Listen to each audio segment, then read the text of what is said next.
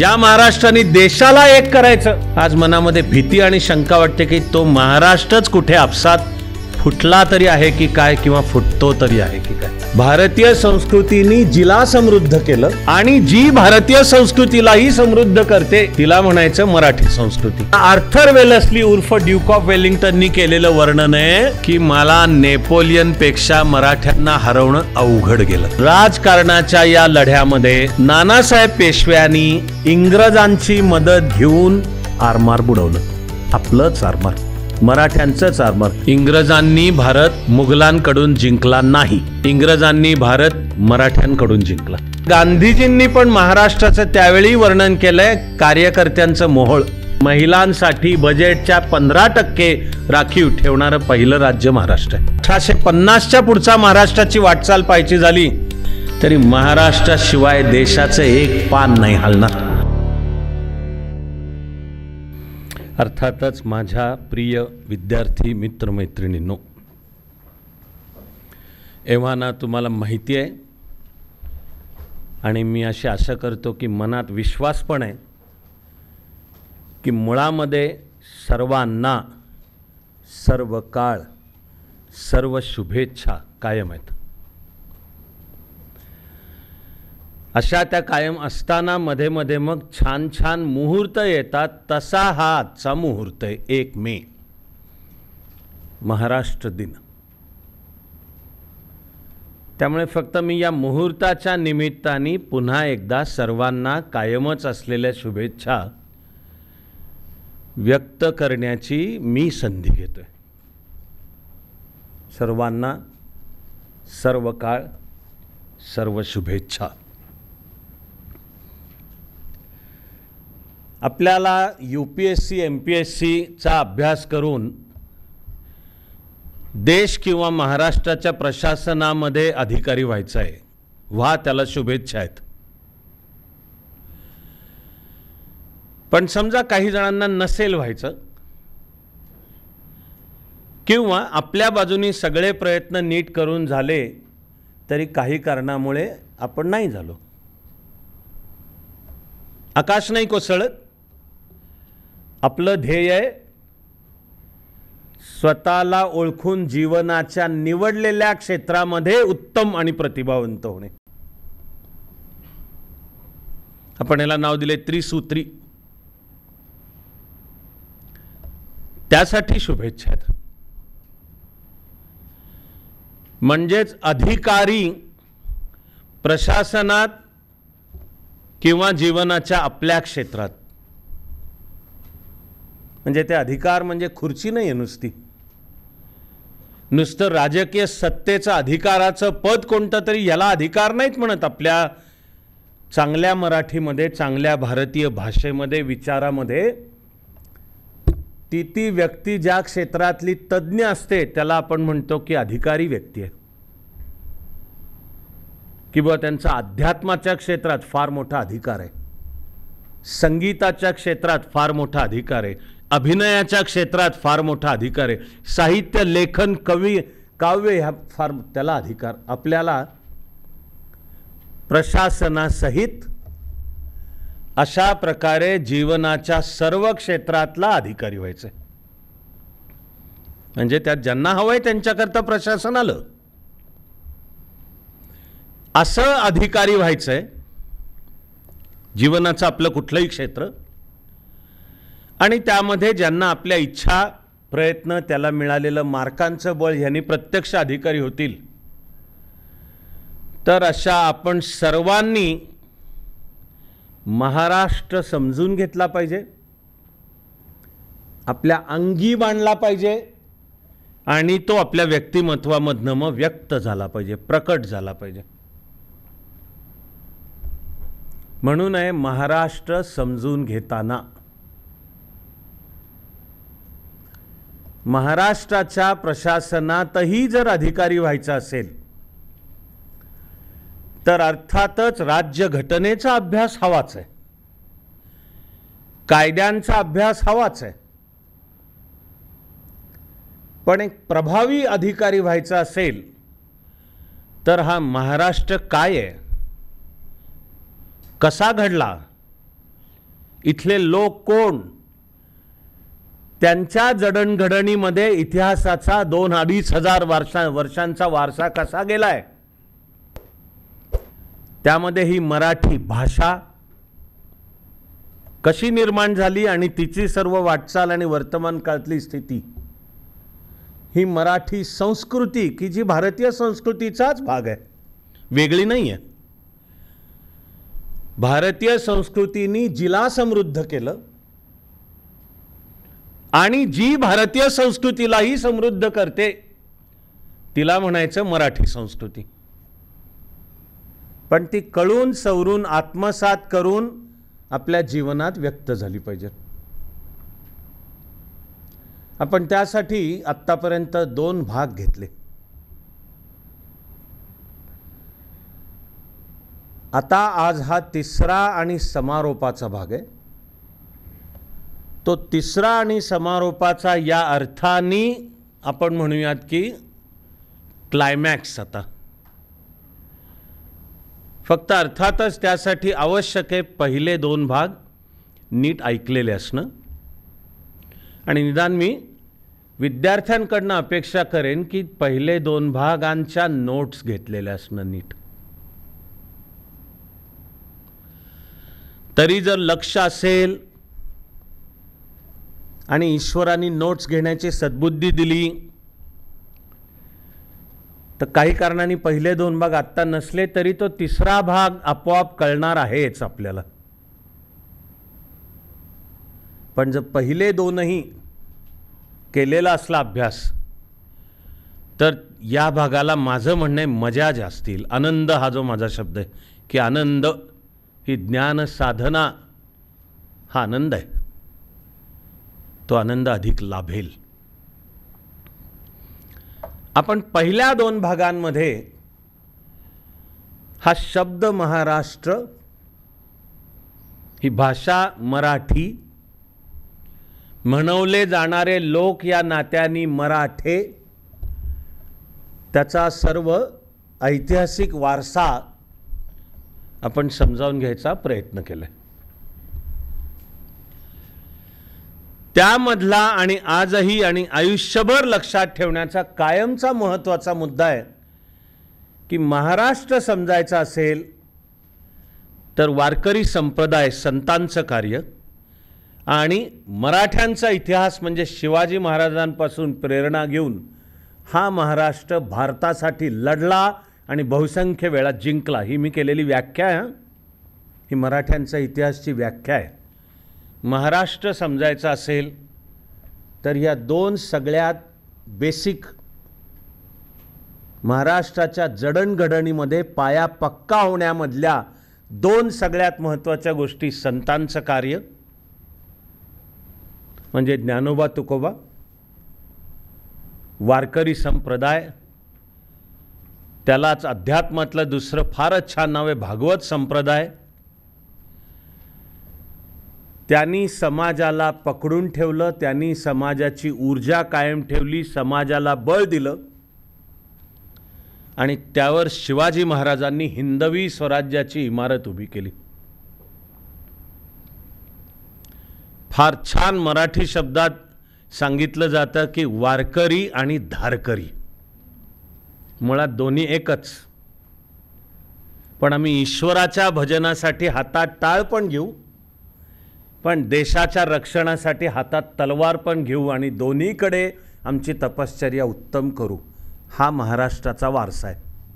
हा ज्याला कळला त्याला महाराष्ट्र कळायला सुरुवात झाली.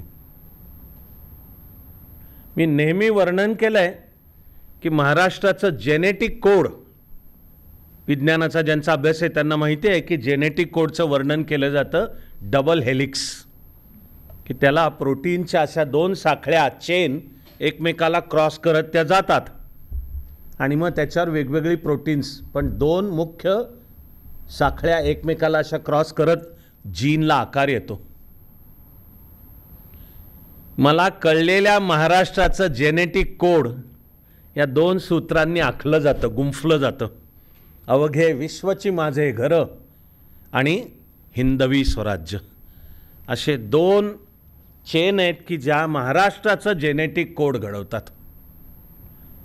अवघे विश्वची माझे घर हे ज्ञानोबा तुकोबांचं आपल्याला शिकवणे.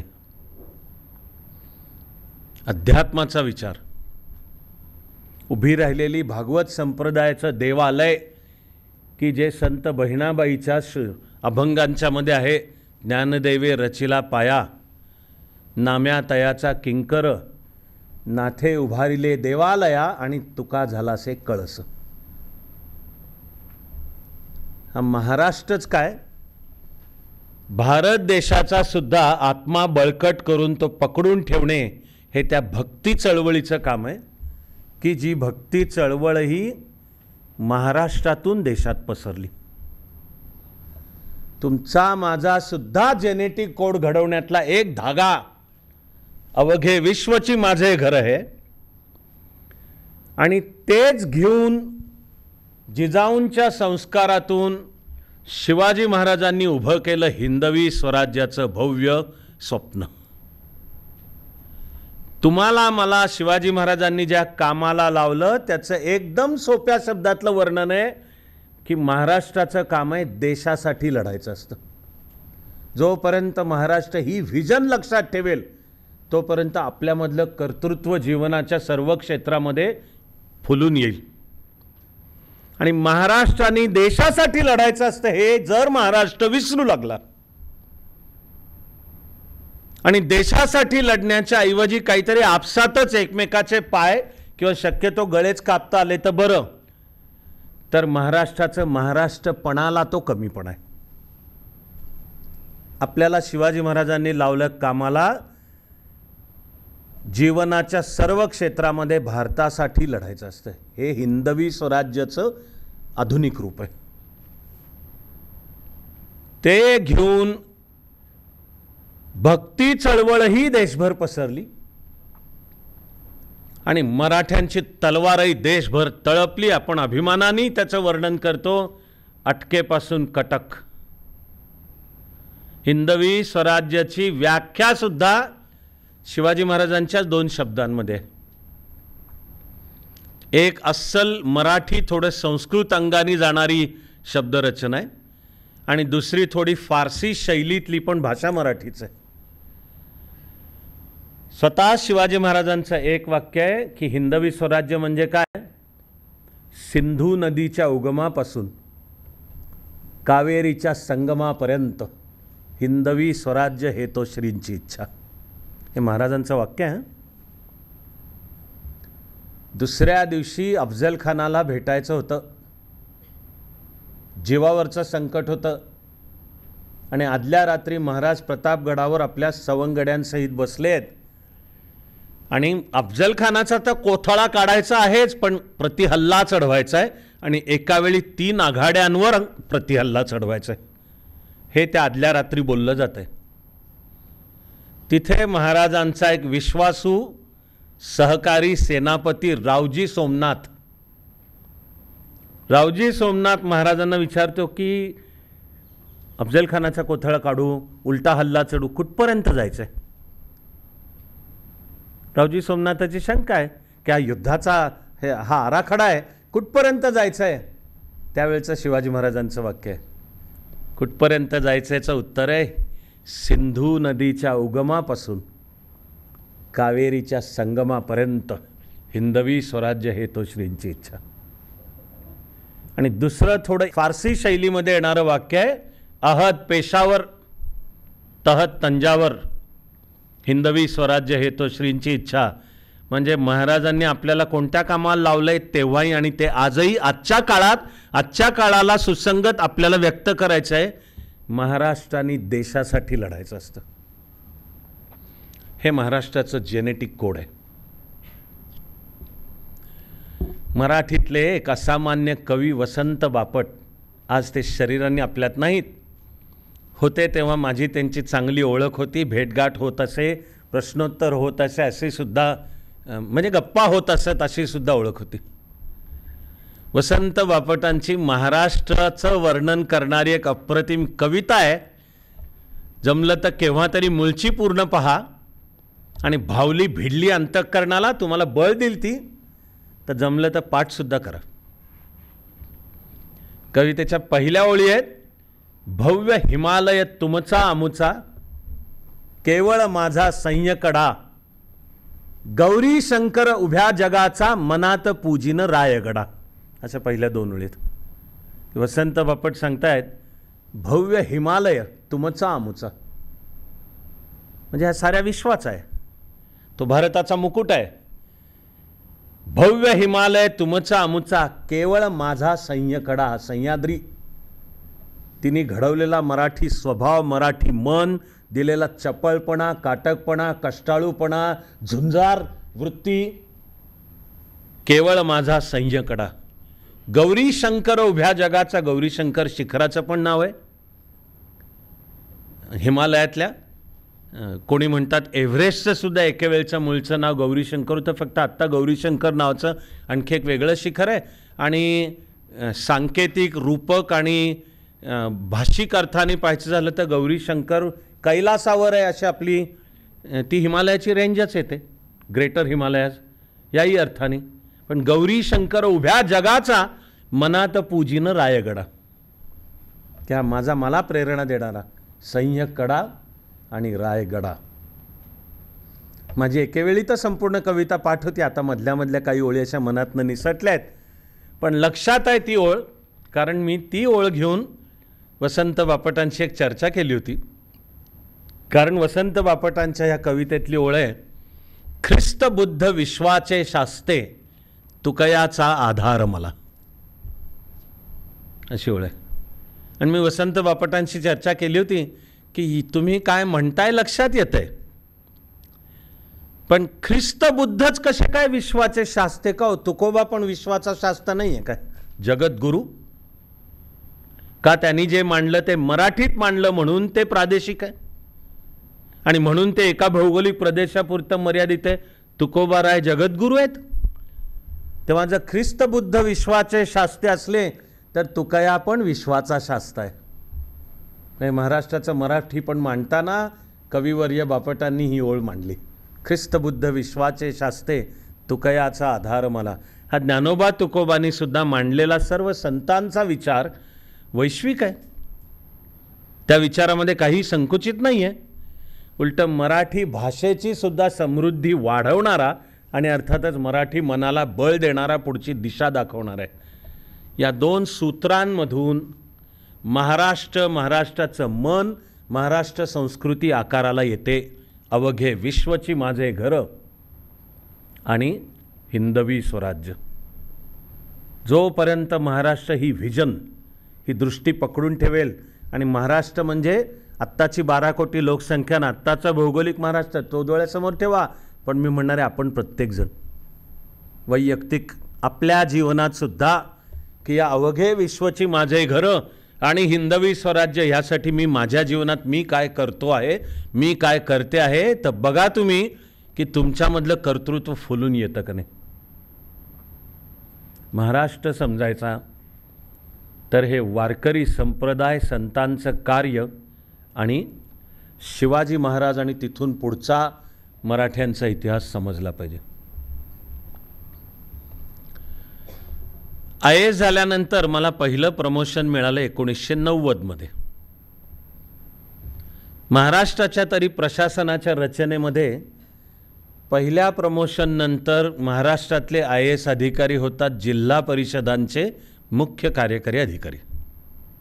त्याचा अर्थ माझी पण नियुक्ती कुठल्या तरी जिल्हा परिषदेचा मुख्य कार्यकारी अधिकारी CEO म्हणून व्हायला पाहिजे. पण माझं भाग्य की त्यावेळचे महाराष्ट्राचे जे चीफ सेक्रेटरी होते आणि आजपर्यंत महाराष्ट्राला लाभलेल्या दी बेस्ट चीफ सेक्रेटरींमधले निश्चितपणे एक सुक्तनकर सर यांनी असिस्टंट कलेक्टर म्हणून फलटणमध्ये मी जे काम करत होतो ते पाहिलं होतं, म्हणून त्यांनी मला उचलून घेतलं पहिल्याच प्रमोशनला की मुख्य सचिवांच्या कार्यालयाचं कामकाज करायला मला हा पाहिजे. तर आता मुख्य सचिवांच्या कार्यालयाचं कामकाज सांभाळणाऱ्या अधिकाऱ्याला सरकारी भाषेतला शब्द होता deputy secretary to chief secretary. पण ती सरकारी पद्धतीनुसार डेप्युटी सेक्रेटरी व्हायला सुद्धा IAS अधिकाऱ्याला एक सिनियरिटी लागते, ती अजून माझ्याकडे नव्हती, केवळ 4 वर्ष सर्व्हिसची. पण सुक्तनकर सरांनी त्याचाही अपवाद केला आणि सांगितलं पदाचं नाव बदला वाटल्यास, पण माझं कार्यालय सांभाळायला मला अविनाश धर्माधिकारीच पाहिजे. म्हणून माझी नेमणूक करण्यात आली officer on special duty, OSD, officer on special duty to chief secretary. Sukthankar सरांना माझी शैक्षणिकदृष्ट्या सुद्धा हिस्ट्री, इतिहासातली बॅकग्राऊंड पण माहिती होती. म्हणून त्यांनी माझ्याकडे ते पद असताना आणखी एक जबाबदारी सोपवली, महाराष्ट्राच्या पुराअभिलेख विभागाचा प्रमुख, संपूर्ण राज्याचा. पुराअभिलेखला इंग्लिश शब्द आहे आर्काइव्ज, डायरेक्टर आर्काइव्ज महाराष्ट्राचा. हेडक्वार्टर मुंबईत आहे, पुणे त्यावेळेचं नाव औरंगाबाद, सुदैवाने आत्ताचं नाव संभाजीनगर, कोल्हापूर, नागपूर इथे ऑफिसेस आहेत. आणि त्या सगळ्या राज्याच्या आर्काइव्हचा मी प्रमुख. तर आर्काइव्ह म्हणजे सगळ्यात जुन्या ऐतिहासिक फाईल्स तिथे नीट ठेवलेल्या असतात, शास्त्र आहे त्याच्यामागे. तर सुक्तनकर सरांनी ते माझ्यावर सोपवलं. आणि मुंबईतच आहे, मंत्रालयाच्या जवळच आहे, एल्फिन्स्टन कॉलेजमध्ये त्याचं मुख्य ऑफिस आहे. आणि मग मी माझं वेळ दोघांमध्ये वाटून, सुक्तनकर सर जेव्हा ऑफिसात असतील तेव्हा मी मंत्रालयात पाहिजे 5व्या मजल्यावर ऑफिस, आणि सर जेव्हा नसतील दौऱ्यावर असतील आणि दौऱ्यावर मी येणं आवश्यक नसेल, मला नेलेलं नसेल, वॉटेवर, तर मग असे मी नीट वेळा विभाजित करून एल्फिन्स्टन कॉलेजमधल्या त्या आर्काइव्हच्या ऑफिसमध्ये बसायचो. आणि अर्थातच माझा अभ्यास, माझी इतिहासातली पार्श्वभूमी, यामुळे मग मी नुसतं तिथलं प्रशासकीय काम नव्हतो करत, तर मूळच्या फायली, दस्तावेज पाहून मराठ्यांचा इतिहास. तर मी त्यावेळेला मुख्य लक्ष दिलं मराठा आरमार, आणि मूळच्या कागदपत्रांचं सगळं संशोधन करून 2 खंड प्रकाशित केले मराठ्यांचा आरमार. तर एके दिवशी मी ऑफिसमध्ये बसलो होतो, माझ्या हाताखाली काम करणारा एक सहकारी धावत पळत आला धापा टाकत, आणि मला म्हणतो की ब्रिटिश हायकमिशनमधला एक वरिष्ठ अधिकारी आला आहे आणि त्याला आपल्या आर्काइव्हमधल्या सगळ्या फायली पाहायच्या आहेत त्याला. हे मला येऊन सांगणाऱ्या अधिकाऱ्यालाच एक आनंद होता की केवढा गौरव आहे आपला की ब्रिटिश हायकमिशनमधला अधिकारी आला आहे. आणि त्याला आम्हाला गौरवच वाटतो की त्याला वाटतं की आर्काइव्हमधल्या फायली काही पाहायच्यात. ईस्ट इंडिया कंपनीचं दप्तर आहे तिथे, प्राचीन जुनं, या 18व्या-19व्या शतकातलं. आणि हा ब्रिटिश हायकमिशनमधला एक वरिष्ठ अधिकारी येऊन म्हणतो मला ते पाहायचं आहे. आर्काइव्हमधल्या फायली आणि कागदपत्र पाहायचे असले तर आधी रीतसर अर्ज करायला पाहिजे. त्या अर्जाची छाननी येऊन परवानगी मिळते आणि त्याच्या तारीखवार वेळ सांगितला जातो की तुम्हाला आमच्या आर्काइव्हमध्ये येऊन बसायला हे ह्या तारखेला एवढ्या वेळात परवानगी आहे. हां, त्या ब्रिटिश हायकमिशनरमधल्या ऑफिस त्यांनी काही परवानगी वगैरे घेतली नव्हती. गोरा तो ब्रिटनमधला, त्यांनी परवानगी वगैरे काही घेतली नव्हती. आणि हा माझा अधिकारी येऊन विचारतो की सर, तो म्हणतोय मला जरा बसायचं आहे, काय करूयात. आपला एक भारतीय पण स्वभाव, त्यात मराठी पण आहे. अतिथी देवो भव, आणि पाहुणा आलाय आणि तो म्हणतोय, आणि तो काय कोणी काय दहशतवादी नाही किंवा नियत इंटेन्शन त्याचं काही खराब मानायचं कारण नाही आहे. त्यांनी फॉर्मॅलिटी, नियम पाळले नाही आहेत. मी त्या दिवसापुरती परवानगी दिली की त्याला सांगा आज बैस, पण पुढच्या वेळी यायचं असेल तर मूळचा अर्ज करूनची परवानगी घेतलेली पाहिजे. तो बसला. पुन्हा दुसऱ्या दिवशी आला, अजून अर्ज बिर्ज काही केलेलं नव्हता. तरी मी त्याला दुसऱ्या दिवशी पण दिली परवानगी आणि सांगितलं की लास्ट टाईम, आता ह्यानंतर मिळणार नाही. तरी तिसऱ्या दिवशी आला आणि अर्ज नव्हता केलेला. मी माझ्या हाताखालच्या माणसाने असेल त्याला सांगा आज बसता नाही येणार, आज नाही, प्लीज गो बॅक, आज नाही बसता येणार. तो चिडला आणि माझ्या हाताखालच्या अधिकाऱ्यांना म्हणायला लागला की मी कोण आहे माहिती आहे का तुम्हाला? ब्रिटिश हाय कमिशनमधला मी वरिष्ठ अधिकारी आहे. तुम्ही जर मला बसू दिलं नाही तर एक तर मी कंप्लेंट तर करीनच, पण त्याला मग फॉरेन रिलेशनच्या भाषेमध्ये म्हणतात डिप्लोमॅटिक इन्सिडंट, की 2 देशांमध्ये ताण निर्माण करणारी गोष्ट ठरेल. आपण ब्रिटिश कॉमनवेल्थचे मेंबर आहोत, भारत आणि ब्रिटन सकट, म्हणून त्याला एम्बसी नाहीत म्हणत, हाय कमिशन म्हणतात. आणि प्रतिनिधी भारताचा सुद्धा जो लंडनमध्ये असेल तर त्याला ॲम्बॅसिडर, राजदूत नाही शब्द वापरला जात, हाय कमिशनर हा वापरला जातो, की जणू अजून एकत्र आहोत आणि तुम्ही इथे ब्रिटनच्या हायकमिशनमधल्या एका वरिष्ठ अधिकाऱ्याला सांगताय गेट आउट. गेट आउट म्हणजे नाही बसायचं, जा तू, नाही बसायचं. हां, तर दिस विल बी डिप्लोमॅटिक इन्सिडंट. तर मी त्याला सांगितलं की जा, काय करायचं ते कर. त्याला सांगितलं आरडाओरडा करू नको आणि जा ना, कर, काय कंप्लेंट करायची ती कर. ठीक आहे. मुंबईमध्ये मला मरीन ड्राईव्हवरच फ्लॅट मिळाला होता 10व्या मजल्यावर, अप्रतिम. आणि मी रोज सकाळी जॉगिंगला जायचो. नरिमन पॉईंटला लागून जो मोठा फुटपाथ आहे, पुण्यातल्या बहुसंख्य रस्त्यांपेक्षा तो मोठा आहे.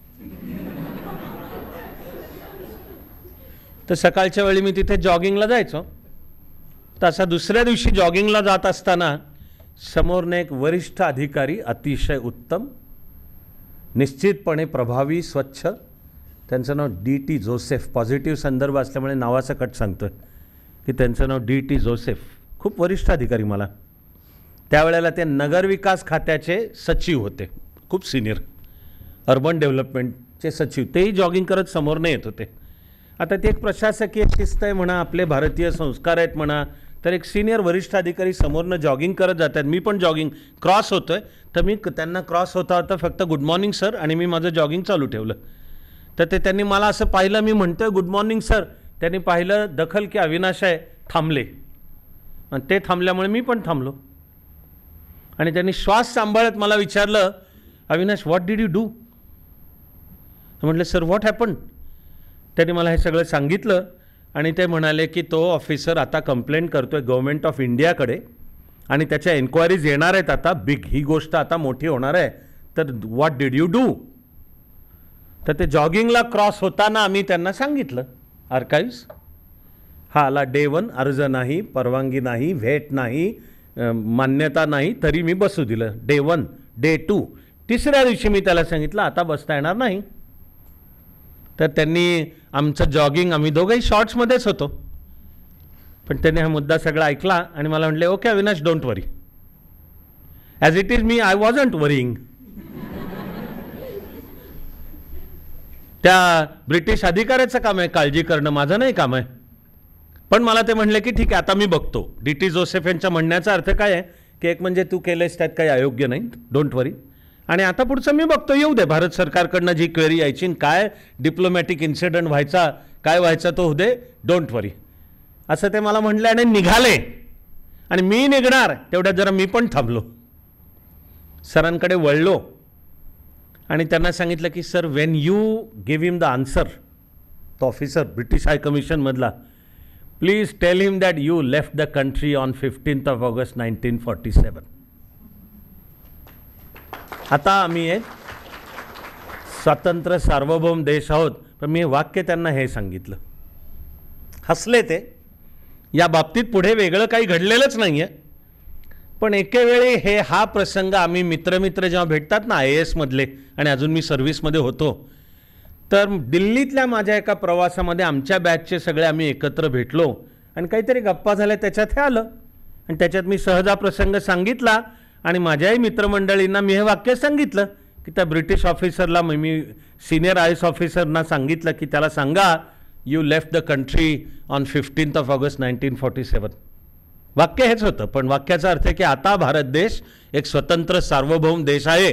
हां, माझा उत्तर भारतामध्ये काम करणारा एक IAS अधिकारी मला म्हणाला कि अविनाश ये तुम मराठी लोगों की यही बात है. मी त्याला म्हटलं की व्हाट डू यू मीन? तो म्हणला आम तौर पर बाकी जवाब देने पे उनका काम हो जाएगा. कि ठीक है, आर्काइव्स तो अधिकारी आला होता, अर्ज नव्हता 3 दिवस म्हणून, ये जो तुम लोग उल्टा ठोक देते हो ये मराठी की बात है. म्हणलं तुला बरोबर कळलेलं आहे की माझ्या पदावर मी जिथे काम करतोय तिथे मी भारताचं प्रतिनिधित्व करतोय, काही छोट्या स्वरूपात असेल.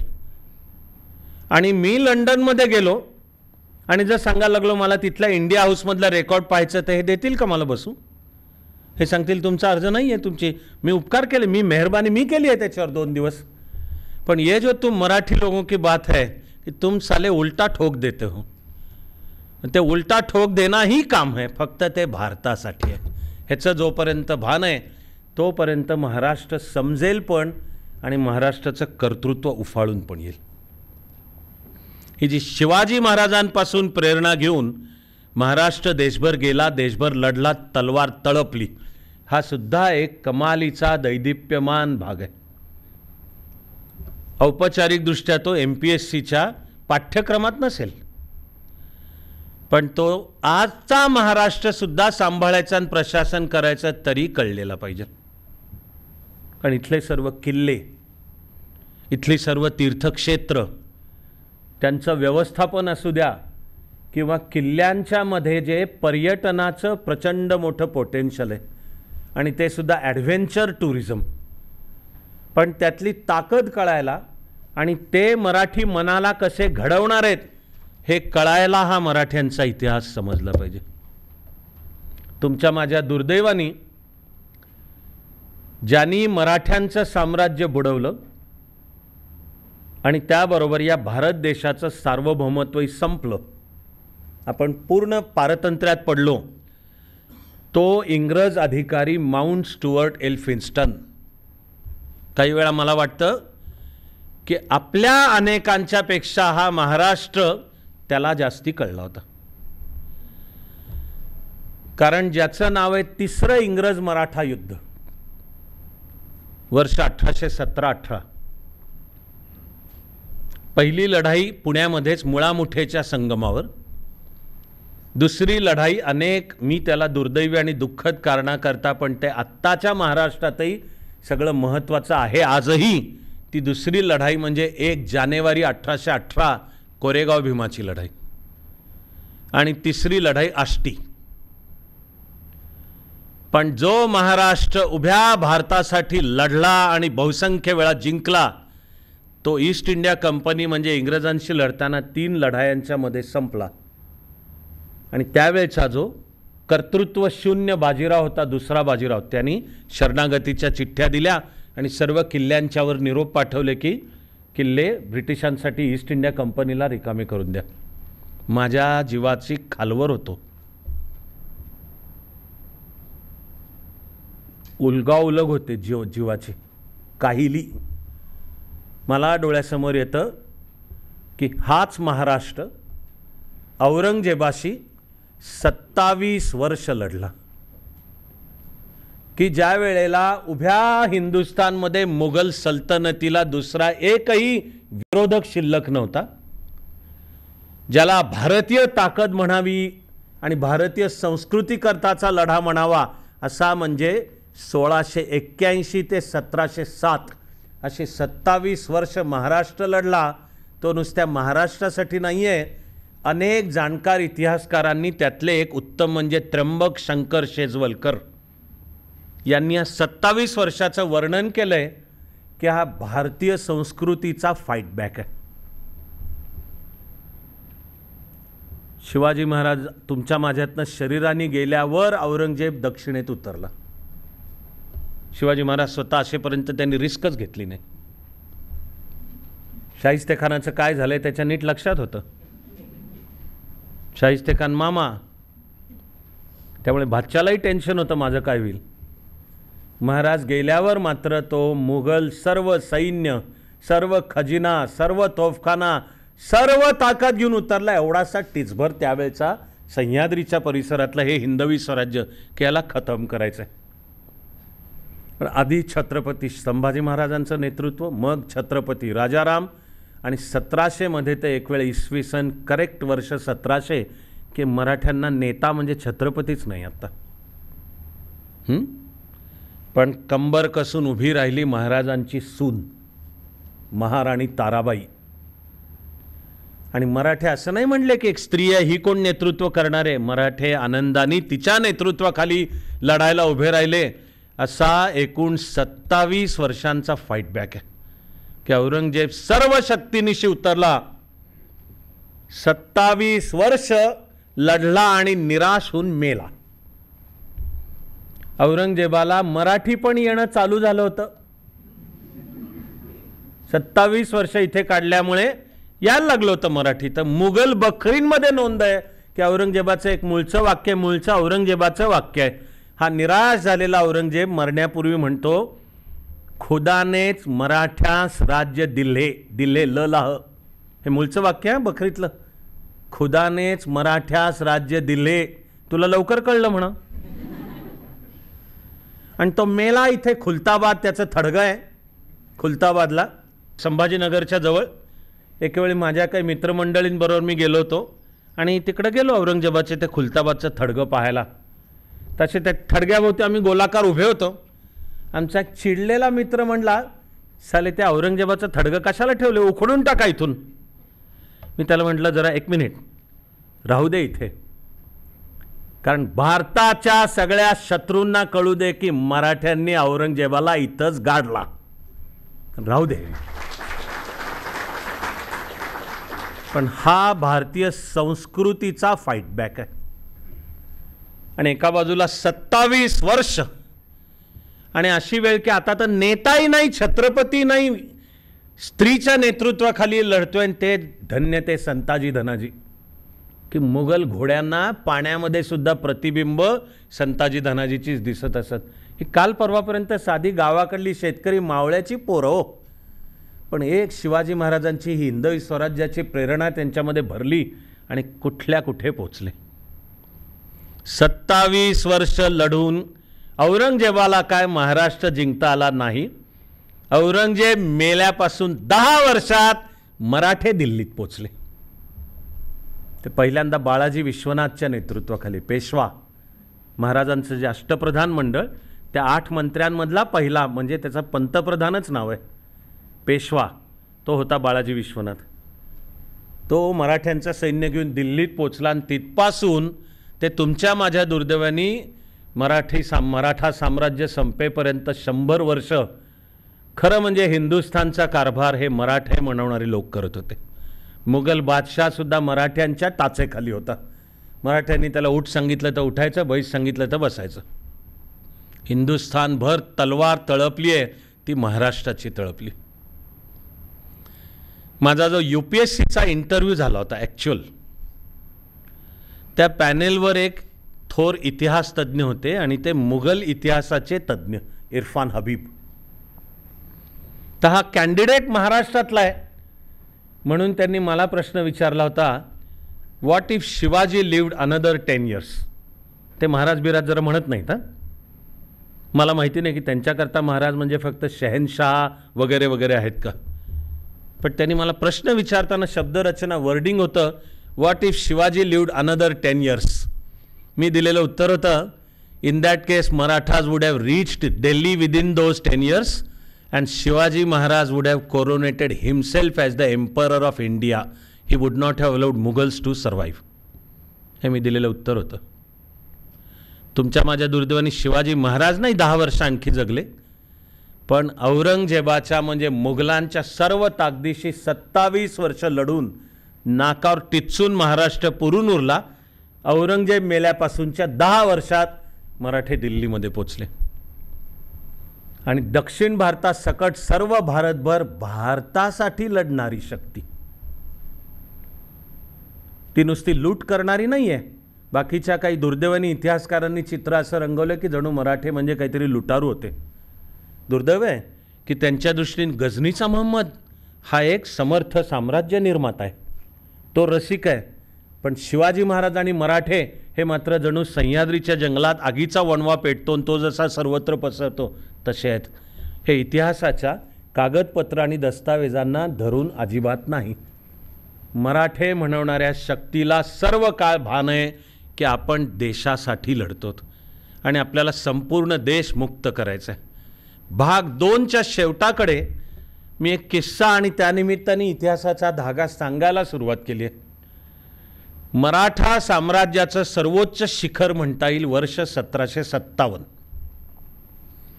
की त्यावेळेला तिकडे कटक म्हणजे ओरिसा, बंगालमधनं सुद्धा मराठेच चौथाई आणि सरदेशमुखी गोळा करत होते आणि सुदूर दक्षिणेला पार जिंजी म्हणजे चेन्नईच्याही पलीकडे रघुनाथराव पेशवा म्हणजे त्यावेळचा जो पुण्यातला पेशवा नानासाहेब बाळाजी बाजीराव म्हणजे थोरल्या बाजीरावांचा मुलगा, त्याचा भाऊ, तो सैन्य घेऊन आणि बरोबर अर्थात शिंदे, होळकर, पवार सगळे एकत्र एक दिलानी एकमुखानी त्यांनी अटक जिंकली आणि तिचा अहवाल पाठवणारं पत्र पुण्यातल्या पेशव्याला पाठवलंय. ते मी मागच्या भागात सांगितलंय की हा रघुनाथराव पेशवा अटकेचा किल्ला, एवढं काय त्या अटकेला महत्त्व आहे. आणि मराठ्यांची घोडी अटकेपार गेली हे आजही आपण आनंदाने सांगतो.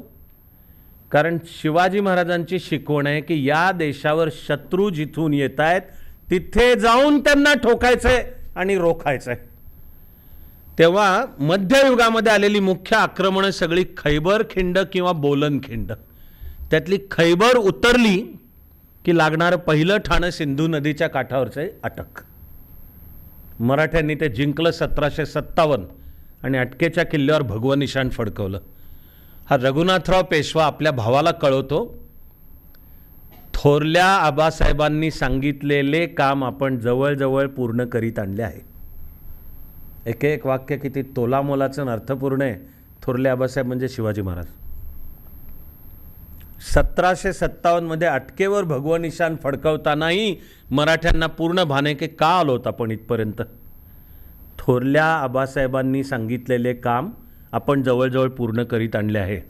पुढचं वाक्य आहे, आता आपण आदेश द्याल तर काबूल कंदाहारवर सुद्धा भगवं निशाण फडकव. आणि त्याला नानासाहेब पेशव्यांनी पाठवलेलं उत्तर आहे की मनसुबा चांगला आहे परंतु इकडे नवी समस्या उद्भवली आहे, त्याचा आधी बंदोबस्त करणं आवश्यक आहे. इकडे नवी समस्या उद्भवली आणि त्याचा बंदोबस्त करणं आवश्यक आहे. हा प्लासीच्या लढाईला दिलेला संदर्भ आहे. 1757 तेच वर्ष. एका बाजूला महाराजांच्याच प्रेरणेतून मराठे म्हणवणारी ही शक्ती एका आक्रमकांविरुद्ध लढत आणि जिंकत होती. आपलं दुर्दैव आहे की त्यावेळी दुसरा आक्रमक प्रबळ होत होता. पण मराठ्यांना दृष्टी ही होती की इंग्रजसुद्धा शत्रू आहेत. ही सुद्धा दृष्टी शिवाजी महाराजांनीच दिलेली आहे. आणि ती नानासाहेब पेशव्यालाही कळते की मनसुबा चांगला आहे, काबूल कंदारवर भगवं निशाण फडकवायचं आहे, पण इकडे नवी समस्या उद्भवली आहे. तर बंगालमध्ये ईस्ट इंडिया कंपनीचा विजय, प्लासी आणि मुघल बादशहानी दिवाणीच्या ते थोडं पुढे आहे आणि तुमच्या माझ्या दुर्दैवाने त्याच्या आधी मध्ये पानिपत घडलंय 1761. पण मी इथला सांगतोय तो मुख्य मुद्दा आहे की भारताच्या इतिहासाचा हा जो दैदिप्यमान अध्याय आहे मराठ्यांचा इतिहास, तो भारतासाठी लढण्याचा आणि बहुसंख्य वेळा जिंकण्याचा इतिहास आहे.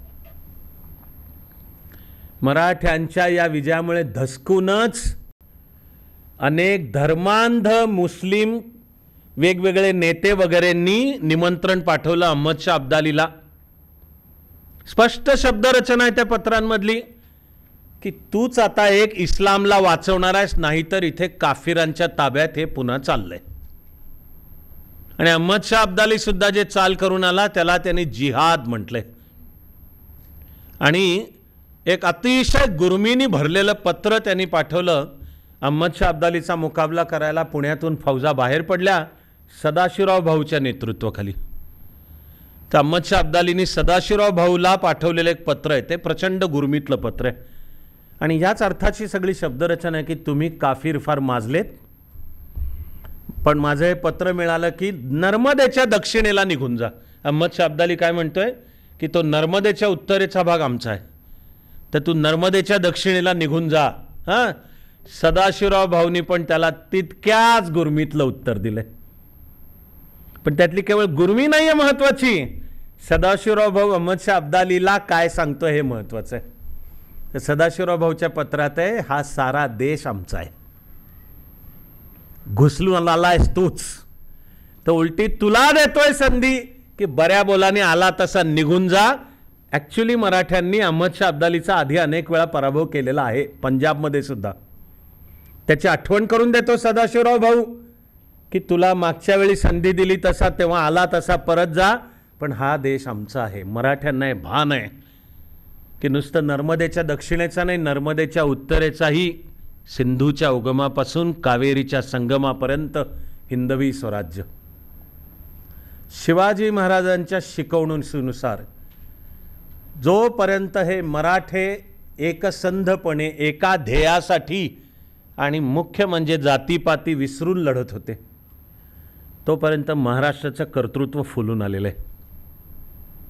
पण तुमचं माझं दुर्दैव आहे की आपल्या देशाला फोडणारी, दुबळं करणारी ही संस्था म्हणजे जातीभेद, जाती संस्था, ती पुन्हा जशी उफाळून आली तसे पुन्हा एकदा दुर्दैवाचे दशावतार चालू होत पराभवाचा वाटा आपल्या हिस्स्याला आला. थोरले बाजीराव हा केवळ मराठ्यांच्या इतिहासातला नाही, केवळ भारताच्या इतिहासातला नाही, जगाच्या इतिहासातला अजिंक्य सेनापती आहे. आयुष्य त्याला कमी मिळालं हे आपलं दुर्दैव. 40च वर्षाचं मिळालं. त्याची पेशवेपदाची कारकीर्द त्याच्या वयाच्या 20व्या वर्षी चालू होते. पण 20 वर्षांच्या कारकिर्दीमध्ये थोरले बाजीराव एकूण मोठ्या 40 लढाया लढला, 40 लढाया जिंकला. पराभव माहिती नाही.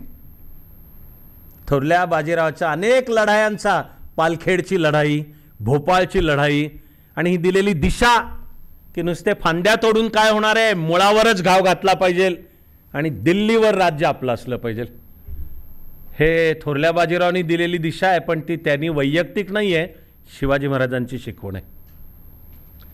थोरल्या बाजीरावाच्याच काळामध्ये हे शिंदे घराणं, त्याचा पहिला पराक्रमी सरदार आहे राणोजी शिंदे की जे पुढे ग्वाल्हेरला ज्यांनी तळ केला. होळकर घराणं की ज्याचा पहिला महापराक्रमी सेनापती आहे मल्हारराव होळकर.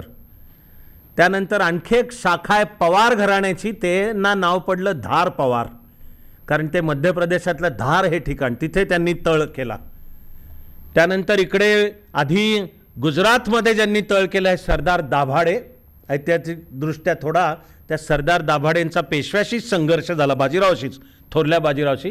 पण त्यांच्यानंतरचं सरदार दाभाडेंच्या मागे आलेलं गायकवाड घराणं. दक्षिणेला अशी एक भोसले घराण्याची शाखा आहे. या सगळ्यांचा उदय एक दिलानी थोरल्या बाजीरावाच्या सेनापती आणि पेशवेपदाच्या काळात झाला आहे. तिथे जातीपातींनी दुही आणि फोडाफोडी आणलेली नाही, आणायचे प्रयत्न झाले, असे काही किस्से आहेत, पण घडलेलं नाही आहे. फारच मोठं महाराष्ट्राचं दुर्दैव म्हणायला लागेल की 1707 मध्ये औरंगजेबाच्या मृत्यूनंतर महाराष्ट्रामध्ये एक अंतर्गत लढा उभा राहायची शक्यता तयार झाली.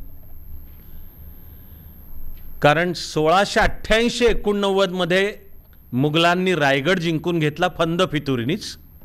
रायगडचा त्यावेळचा किल्लेदार सूर्याजी पिसाळ वतन आणि पैशाच्या लोभाने मुघलांना सामील झाला आणि त्यांनी किल्ल्याच्या चोरवाटा दाखवून तो किल्ला मुघलांना मिळेल अशी व्यवस्था केली. त्यावेळी छत्रपती संभाजीची पत्नी महाराणी येसूबाई आणि मुलगा म्हणजे राजपुत्र शाहू मुघलांच्या कैदेत पडले. ते 1707 पर्यंत मुघलांच्या कैदेतच होते. आणि औरंगजेब मेला, मग जे औरंगजेबाचे राजपुत्र त्यांच्यात आता लढाई चालू होते की आता मुघल सम्राट कोण बनणार, असं त्यांचं बंधुप्रेम, त्यांचं पितृप्रेम उफाळून वाहत असतं. सगळं मुघल इतिहासात आहे की बाप केव्हा मरेल याची वाट बघणे, नसेल मरत तर शक्यतो बापाविरुद्ध बंडच करायचं आहे, जमलं तर बापाला कैदेत पण टाकायचं, आणि जो ताजमहाल तू बांधलास त्याच्याकडे बघतच तुझा जीव टाक, अशी पोरगाच व्यवस्था करतोय. आणि तो पोरगा आपल्या भावांची पण कत्तल करतोय, ती महाभयानक क्रूर कत्तल करतोय. पण जाऊन आता आधी दिल्लीचं सिंहासन कोण ताब्यात घेणार. म्हणून जेव्हा मुघल बुऱ्हाणपूरच्या तळावरनं उत्तरेकडे निघाले त्याच वेळी त्यांना भीती वाटत होती की आपल्या आधी मराठेच पोचतील दिल्लीत. म्हणून त्यांनी योजना केली, कोणतरी सांगणारा शहाणा माणूस निघाला की हा तुझ्या कैदेमध्ये जो मराठ्यांचा राजपुत्र आहे त्याला सोड. असं मुघल बखरींमध्ये नोंद आहे बरं का, की तो जो शहाणा सल्ला देतोय तो सांगतोय त्याला सोड, जे मराठे आत्ता आपल्याशी लढतायत त्यांची आपसात चालू होतील लढाया. बुऱ्हाणपूर मुक्कामावर युवराज शाहूला सोडलं.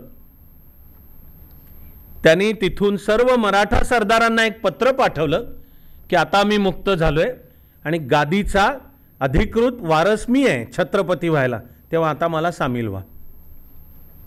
पण इकडे कोल्हापूरला तळ करून असलेली ही महापराक्रमी महाराणी ताराबाई हिची इच्छा होती तिचा मुलगा की ज्याला तिने प्रेमाने सासऱ्याचंच नाव ठेवलं होतं म्हणजे शिवाजी, महाराणी ताराबाईची इच्छा होती की मराठ्यांचा छत्रपती माझा मुलगा, महाराणी ताराबाई म्हणजे राजारामाचा, छत्रपती राजारामाचा मुलगा, मराठ्यांच्या राज्यामध्ये एक कॉन्स्टिट्यूशनल डेडलॉक उभं राहिलं की आता छत्रपती शाहू का महाराणी ताराबाईचा सुपुत्र छत्रपती व्हायचा शिवाजी. त्यातनं खरंच युद्ध व्हायच्या शक्यता आल्या. अशा वेळी धनाजी जाधवाचा फड सांभाळणारा म्हणजे अकाउंट्स ऑफिस बाळाजी विश्वनाथ यांनी सेनापती धनाजी जाधवाकडे बोलणं चालवलं की थोडी मला संधी द्या, मी हे मिटवतो. तो अत्यंत रम्य इतिहास आहे, आपल्याला अजून खूप पाहायचं असल्यामुळे हे थोडक्यात पाहावं लागेल. पण बाळाजी विश्वनाथनी सुद्धा महाराणी ताराबाई काय, धनाजी जाधव काय, काही आपसात लढणारे मराठा सरदार काय, किंवा हे येणारे शाहू आणि महाराणी ताराबाई यांना नेहमीच एकत्र कसं आणलं, तर त्याचं उत्तर आहे शिवाजी महाराजांची आठवण करून देऊन की महाराजांनी आपल्याला काय काम सांगितलं. म्हणून युद्ध तरी टळली, पण दोन गाद्या निर्माण झाल्या, एक सातारकर छत्रपती आणि एक कोल्हापूरकर छत्रपती. तो बाळाजी विश्वनाथ मराठ्यांचं सैन्य घेऊन दिल्लीवर गेला, पण हे मानायला अजून कान्होजी आंग्रे नव्हते तयार, मराठा आरमाराचे सेनापती, जगाच्या आरमाराच्या इतिहासातले एक असामान्य सेनापती म्हणावे तसे. आणि पश्चिम किनाऱ्यावर मराठा आरमार अजिंक्य होतं, पराभव माहिती नाही. पण त्यावेळचं जे राजकारण असेल त्याच्यात कान्होजी आधी होते महाराणी ताराबाईच्या बाजूचे.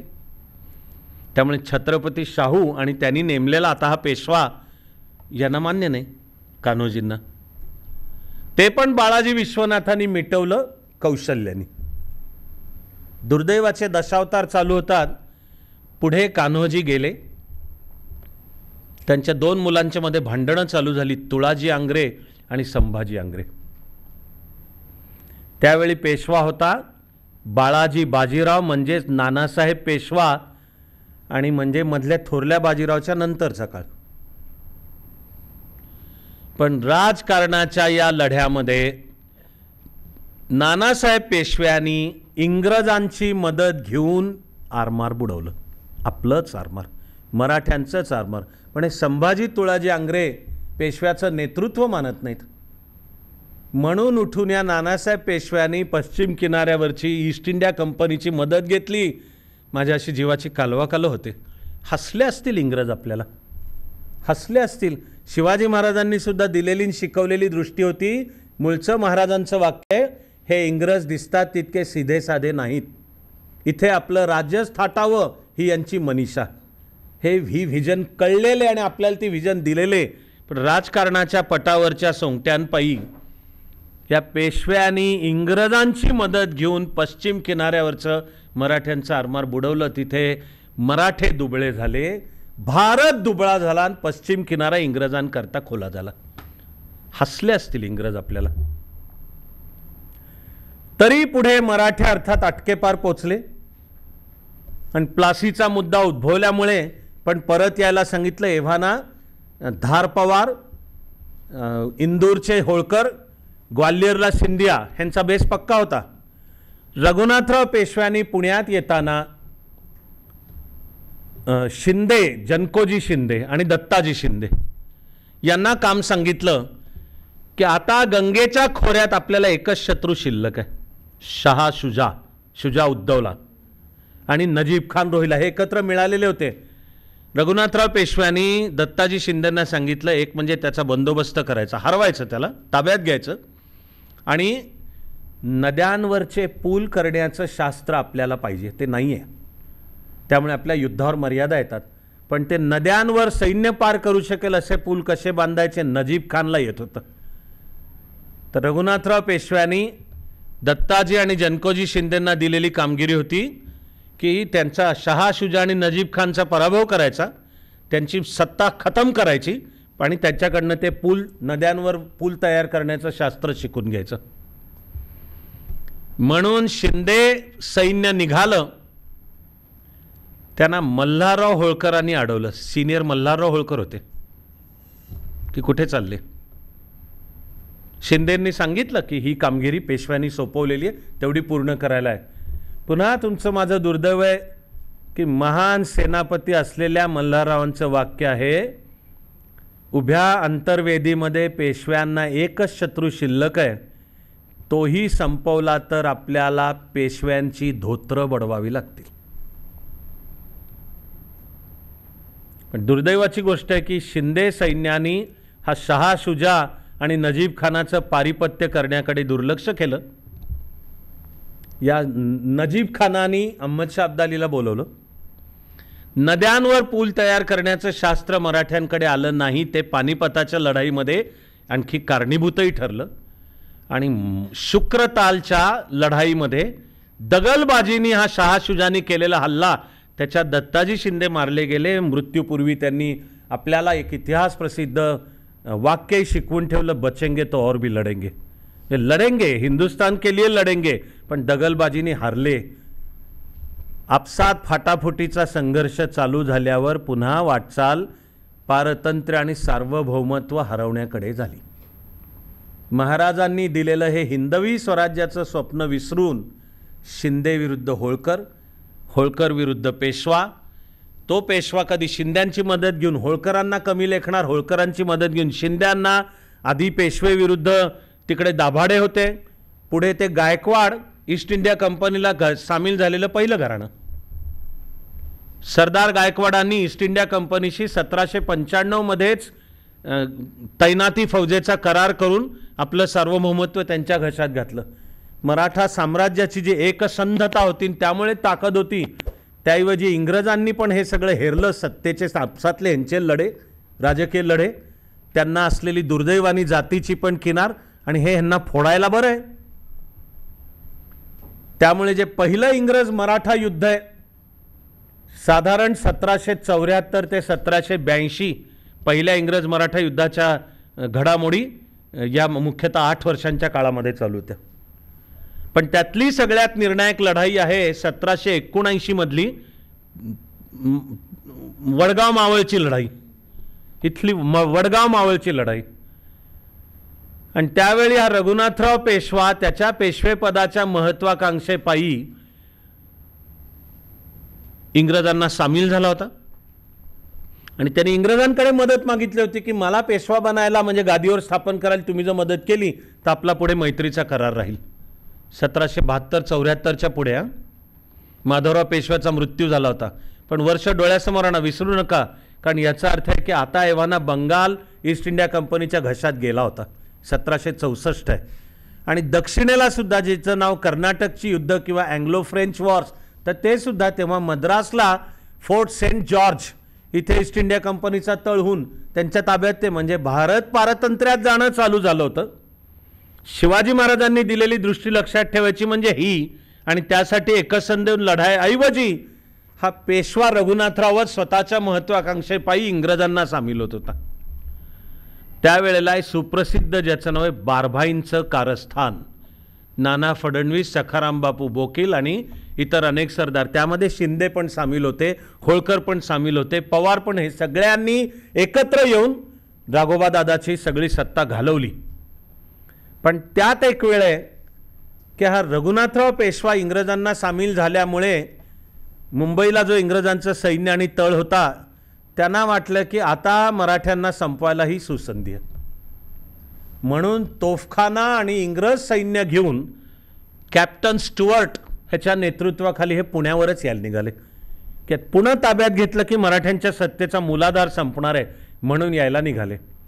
त्यावेळी झालेली 1779ची लढाई आहे वडगाव मावळ. महादजी शिंदेंच्या नेतृत्वाखाली मराठ्यांनी इंग्रजांचा सपाटून पराभव केला. तिथे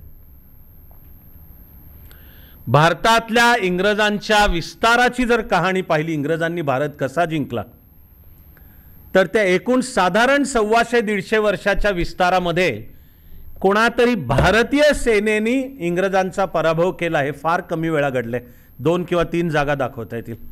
त्यातली ही एक अजब लढाई वडगाव मावळची लढाई आहे की तोही मराठ्यांच्या आणि भारताच्या इतिहासातला एक दैदिप्यमान अध्याय आहे. महादजी शिंदे असे महान सेनापती आहेत की एरवी सैन्य किंवा सेनापती पराभवातून धडे घेतात, असामान्य नेतृत्वाचं लक्षण असतं ते विजयातून सुद्धा धडे घेतात. महादजी शिंदेंच्या नेतृत्वाखाली वडगाव मावळची लढाई जिंकली, पण महादजी शिंदेंनी धडा घेतला त्यात नाही की या इंग्रजांच्याकडे वेगळ्या प्रकारचा तोफखाना आहे, वेगळ्या प्रकारच्या लांब पल्ल्याच्या बंदुका आहेत आणि आपण ही लढाई जिंकली खरी, पण आपणही आधुनिकीकरण केल्याशिवाय या पुढच्या लढाई आपल्याला जिंकता येणार नाहीत. महादजी शिंदेंच्या आकलनामध्ये युरोप समजत होता. ब्रिटिश आणि फ्रेंचांचा जो जागतिक लढा चालू आहे सत्तेसाठी, महासत्ता कोण होणार, महादजी शिंदेंना आकलन होतं त्याचं. त्यामुळे इंग्रजांच्याकडे हे जे कवायती फौज, नव्या प्रकारच्या बंदुका पण आणि तोफखाना, हा काही इंग्रज आपल्याला देणार नाहीत. पण महादजी शिंदेंचा हिंदुस्थानच्या राजकारणाचा जो आवाका होता, त्यांनी त्यांना बरोबर सांगितलं होतं की शत्रूचा शत्रू तो आपला मित्र असतो. तिकडे दक्षिणेला फ्रेंच पण आहेत, पॉंडेचेरीला, ते करतील मदत. म्हणून महादजी शिंदेंनी त्या फ्रेंचांना पण हाताशी धरला. आणि खरंच आहे की ही जी आधुनिक फौजही उभी राहिली, कवायतीची फौज, ही सुद्धा अजिंक्य होती. आपले दुर्दैवाचे दशावतार की पुढे ज्याचं नाव आहे दुसरं इंग्रज मराठा युद्ध, हे झालं 1802-3 मध्ये.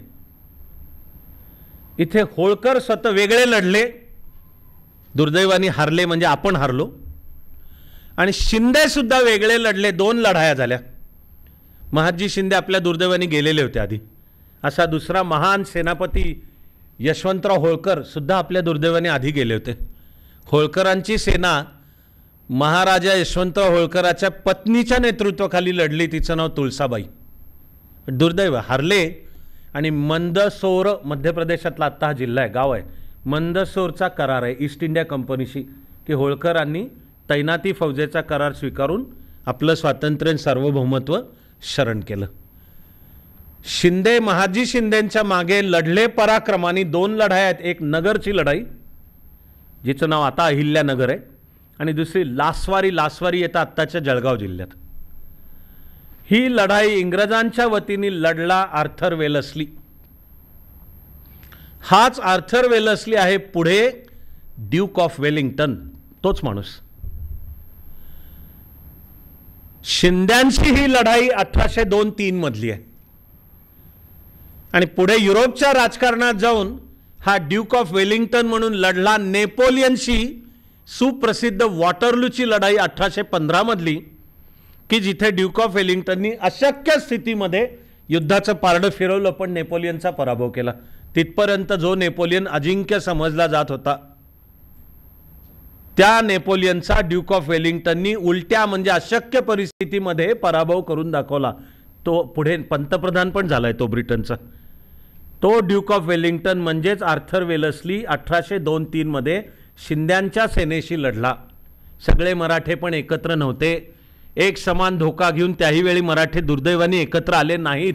जो तो बघत बसला दुसऱ्याचं कसं चाललंय. नागपूरकर भोसले सुद्धा तिकडे शिंद्यांचं चाललंय ईस्ट इंडिया कंपनीशी काहीतरी, तिकडे होळकरांचं चाललंय ईस्ट इंडिया कंपनीशी काहीतरी, आणि बडोदाकर गायकवाड तर करार करून मोकळेच झाले होते इंग्रजांशी. वेगवेगळे लढले, फाटाफुटीमुळे लढले. तरी या आर्थर वेलस्ली उर्फ ड्यूक ऑफ वेलिंग्टननी केलेलं वर्णन आहे की मला नेपोलियनपेक्षा मराठ्यांना हरवणं अवघड गेलं. हे वाक्य आहे त्याचं, हे वाक्य आहे त्याचं. जगाच्या इतिहासातल्या अजिंक्य नेपोलियनला या ड्यूक ऑफ वेलिंग्टननी हरवलं, तरी तो सांगतोय की मला नेपोलियनपेक्षा मराठ्यांचा पराभव करणं अवघड गेलं. आणि ते सुद्धा सगळे मराठे तो आपल्या दुर्दैवाने एकत्र नव्हते. आर्थर वेलस्लीची लढाई फक्त शिंद्यांच्या सेनेशी झाली. दुसरं इंग्रज मराठा युद्ध आणि तिसरं इंग्रज मराठा युद्ध, 3 लढायांच्यामध्ये मराठ्यांचं साम्राज्य संपलं. पण संपलं ते केवळ मराठ्यांचं साम्राज्य नव्हतं, भारताचं सार्वभौमत्व संपलं. आपण म्हणतो इंग्रजांनी भारतावर 150 वर्ष राज्य केलं. मी वेळोवेळी विचार केला कुठनं काढली ही 150 वर्ष, कशी आहे बाबा ही 150 कसे काय म्हणतात. कारण की सगळा भारत त्या इंग्रजांनी एका वेळी नाही जिंकला. बंगाल म्हणायचं झालं तर पहिला इंग्रजांच्या ताब्यात गेला बंगालचा सुभा 1764 आहे. तिथपासून ते 1947. दक्षिणेला अर्काटचा नवाब आणि रॉबर्ट क्लाईव्हचा उदय तो साधारण त्याच सुमाराला आहे. पण इंग्रजांना पण माहिती होतं की भारतामध्ये हे मराठे म्हणवणारी शक्ती जोपर्यंत आहे तोपर्यंत काय आपल्याला भारत जिंकता येणार नाही.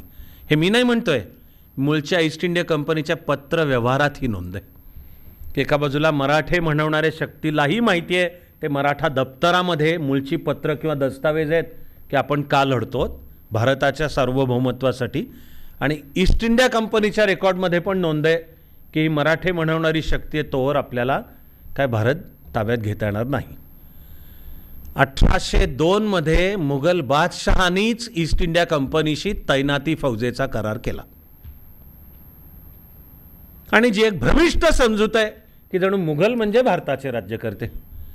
त्यामुळे त्या मुघल बादशहानी जेव्हा मुघलांचं साम्राज्य ब्रिटिशांच्या घशात घातलं तर जणू म्हणायचं की म्हणजे भारत इंग्रजांच्या ताब्यात गेला. कंप्लीट चुकीचं आहे. वर्ष डोळ्यासमोर जर आणलं 1802 तर भारतातली सर्वात पॉवरफुल सत्ता अजूनही मराठी आहेत.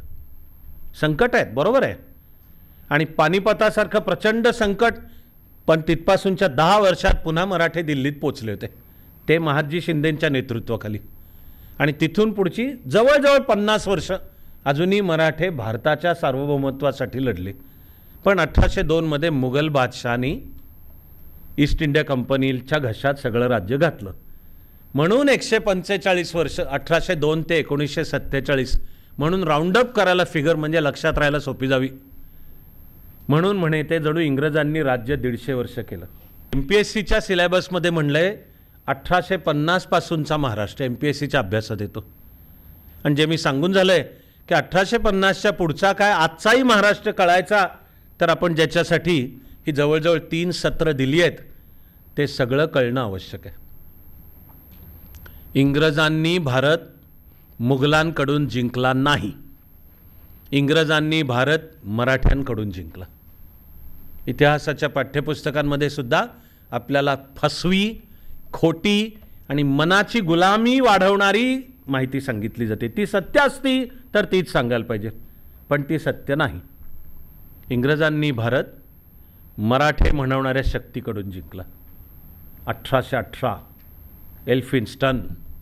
आणि आता तुम्हाला माझ्या जीवाची कालवाकालव कशाने हे एका वेळी जर लक्षात येणं चालू झालं तर तशीच कालवाकालव तुमची सुद्धा होईल की जो महाराष्ट्र शिवाजी महाराजांच्याही मागे 27 वर्ष मुघल सत्तेशी लढला, पण वाकला पण नाही, झुकला पण नाही, मोडण्याचं तर सोडाच, जिंकला आणि 10 वर्षात दिल्लीत पोचला.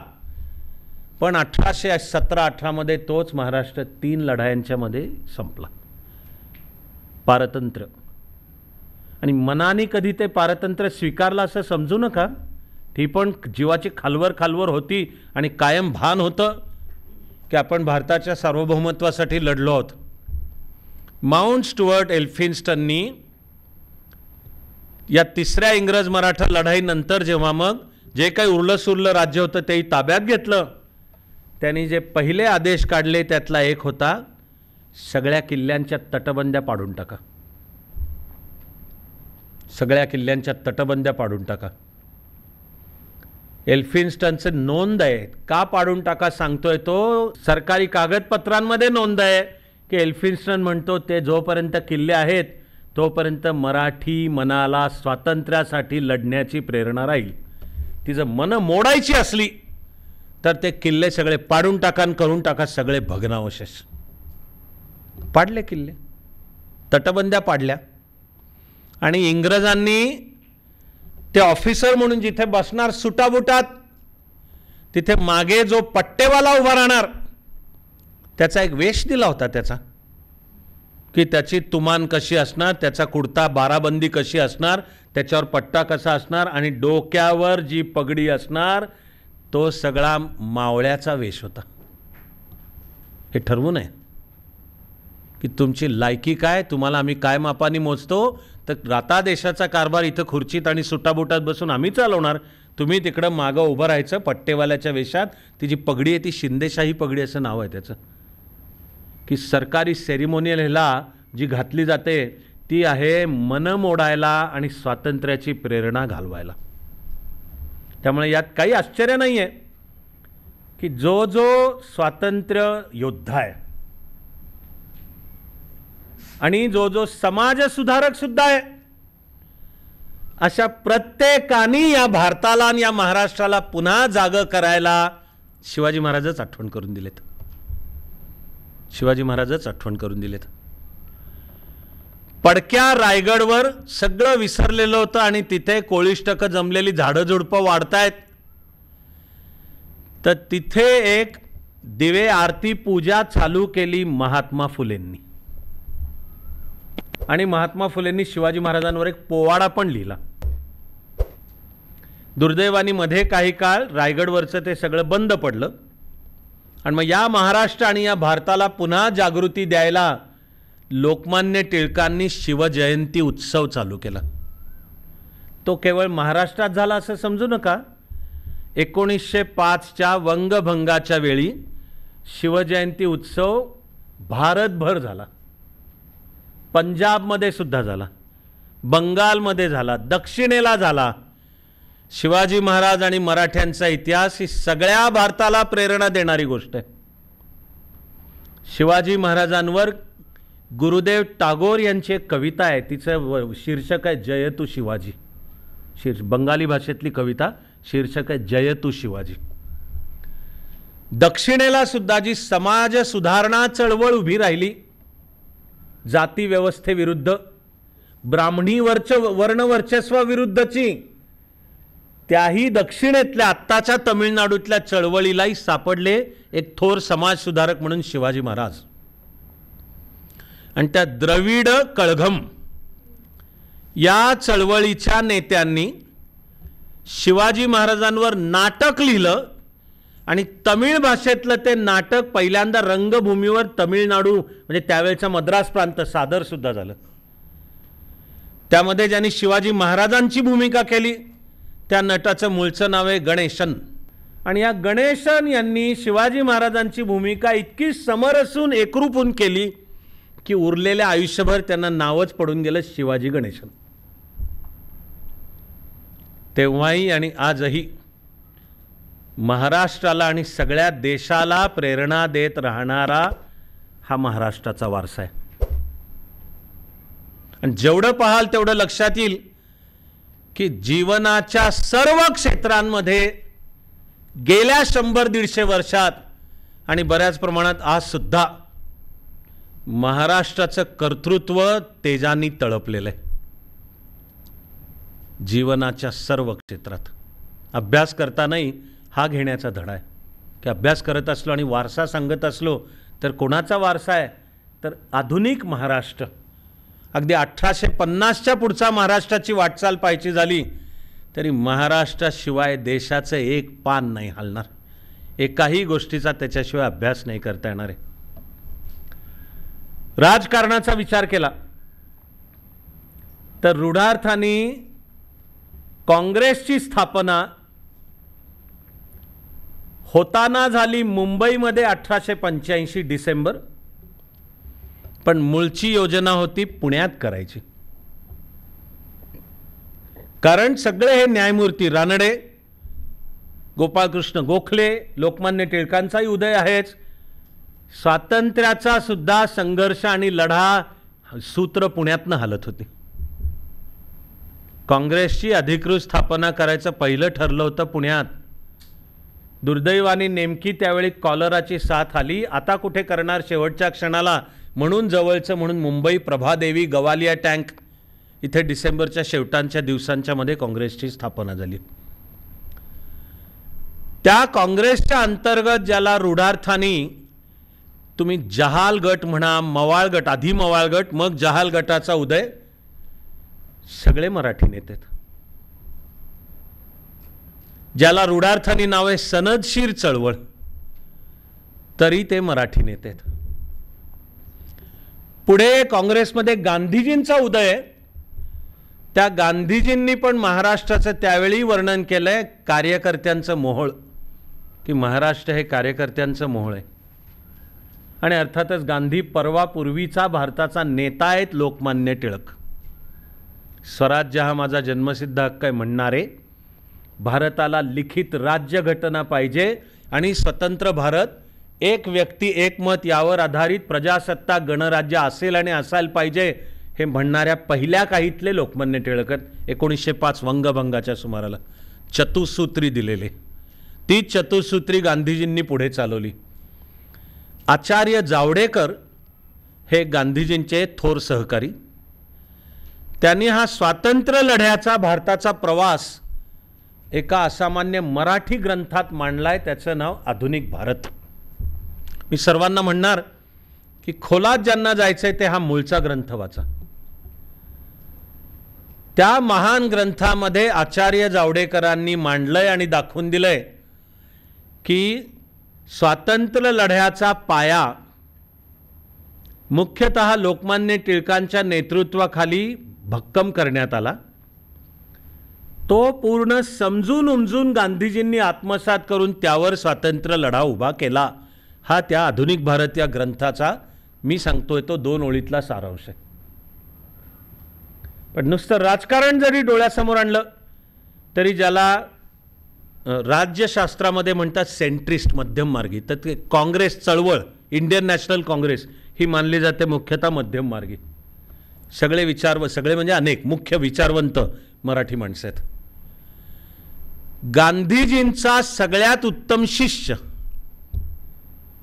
असा शिष्य की ज्याचा गुरुला हेवा वाटायचा आणि गांधीजी म्हणायचे मी ह्याच्यासारखा व्हायला पाहिजे, ते पण आहेत संत विनोबा भावे.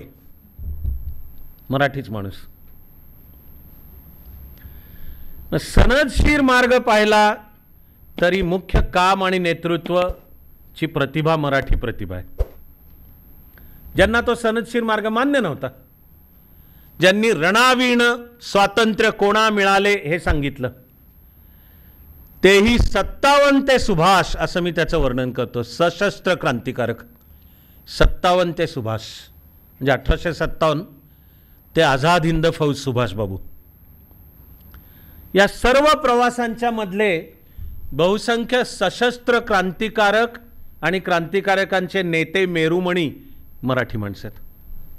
1857चा सर्व स्वातंत्र्य समर हा जो हे स्वातंत्र्य समर आहे, ही पद्धतशीर योजना आहे. नुसतं बंड नाही, हे नुसतं पेटलेलं नाही, पण त्यामागच्या योजनेमध्ये त्यावेळचंही नाव नानासाहेब पेशवाचं आहे. तो कानपूरच्या जवळ बिठूर इथे होता. आणि तात्या टोपे, झाशीची राणी हिच्या सकटचे मुख्य सगळं नेतृत्व आणि तो जो भारतव्यापी लढा उभा राहिला. त्यानंतर जो भारत थंडगार पडला 30-35 वर्ष, यानंतर तळपलेली पहिली वीज म्हणजे वासुदेव बळवंत फडके. ते वासुदेव बळवंत फडके बनले प्रेरणा बंकिमचंद्र चटर्जी यांना आनंदमठ ही कादंबरी लिहायला, की ज्या आनंदमठ कादंबरीत वंदे मातरम आहे आणि तो बनला भारताची राष्ट्रीय घोषणा वंदे मातरम. आणि मग अत्याचार करणारे इंग्रज अधिकाऱ्याचा पाडलेला मुर्दा म्हणजे रँड पुण्यात.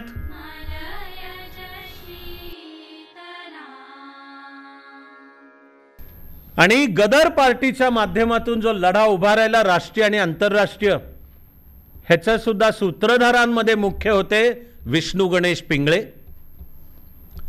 डॉक्टर पांडुरंग सदाशिव खानखोजे. ह्या सर्वांची चरित्र वाचावीत तेवढी कमी आहेत.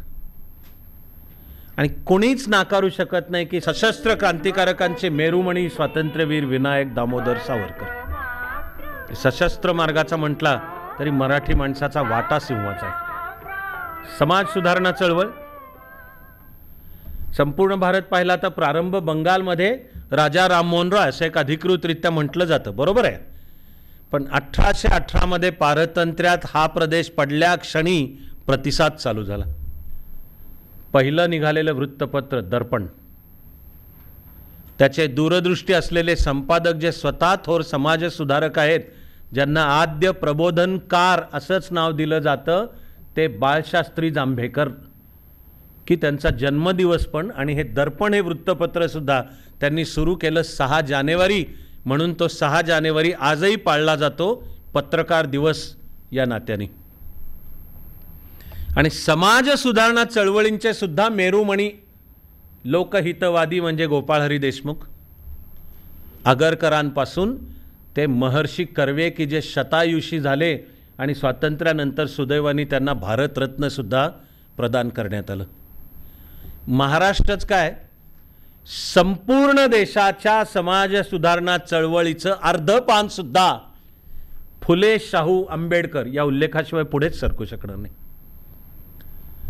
यापैकी महात्मा फुलेंनी आपले विचार मांडले मराठीत, पण ते विचार अखिल भारतीय आहेत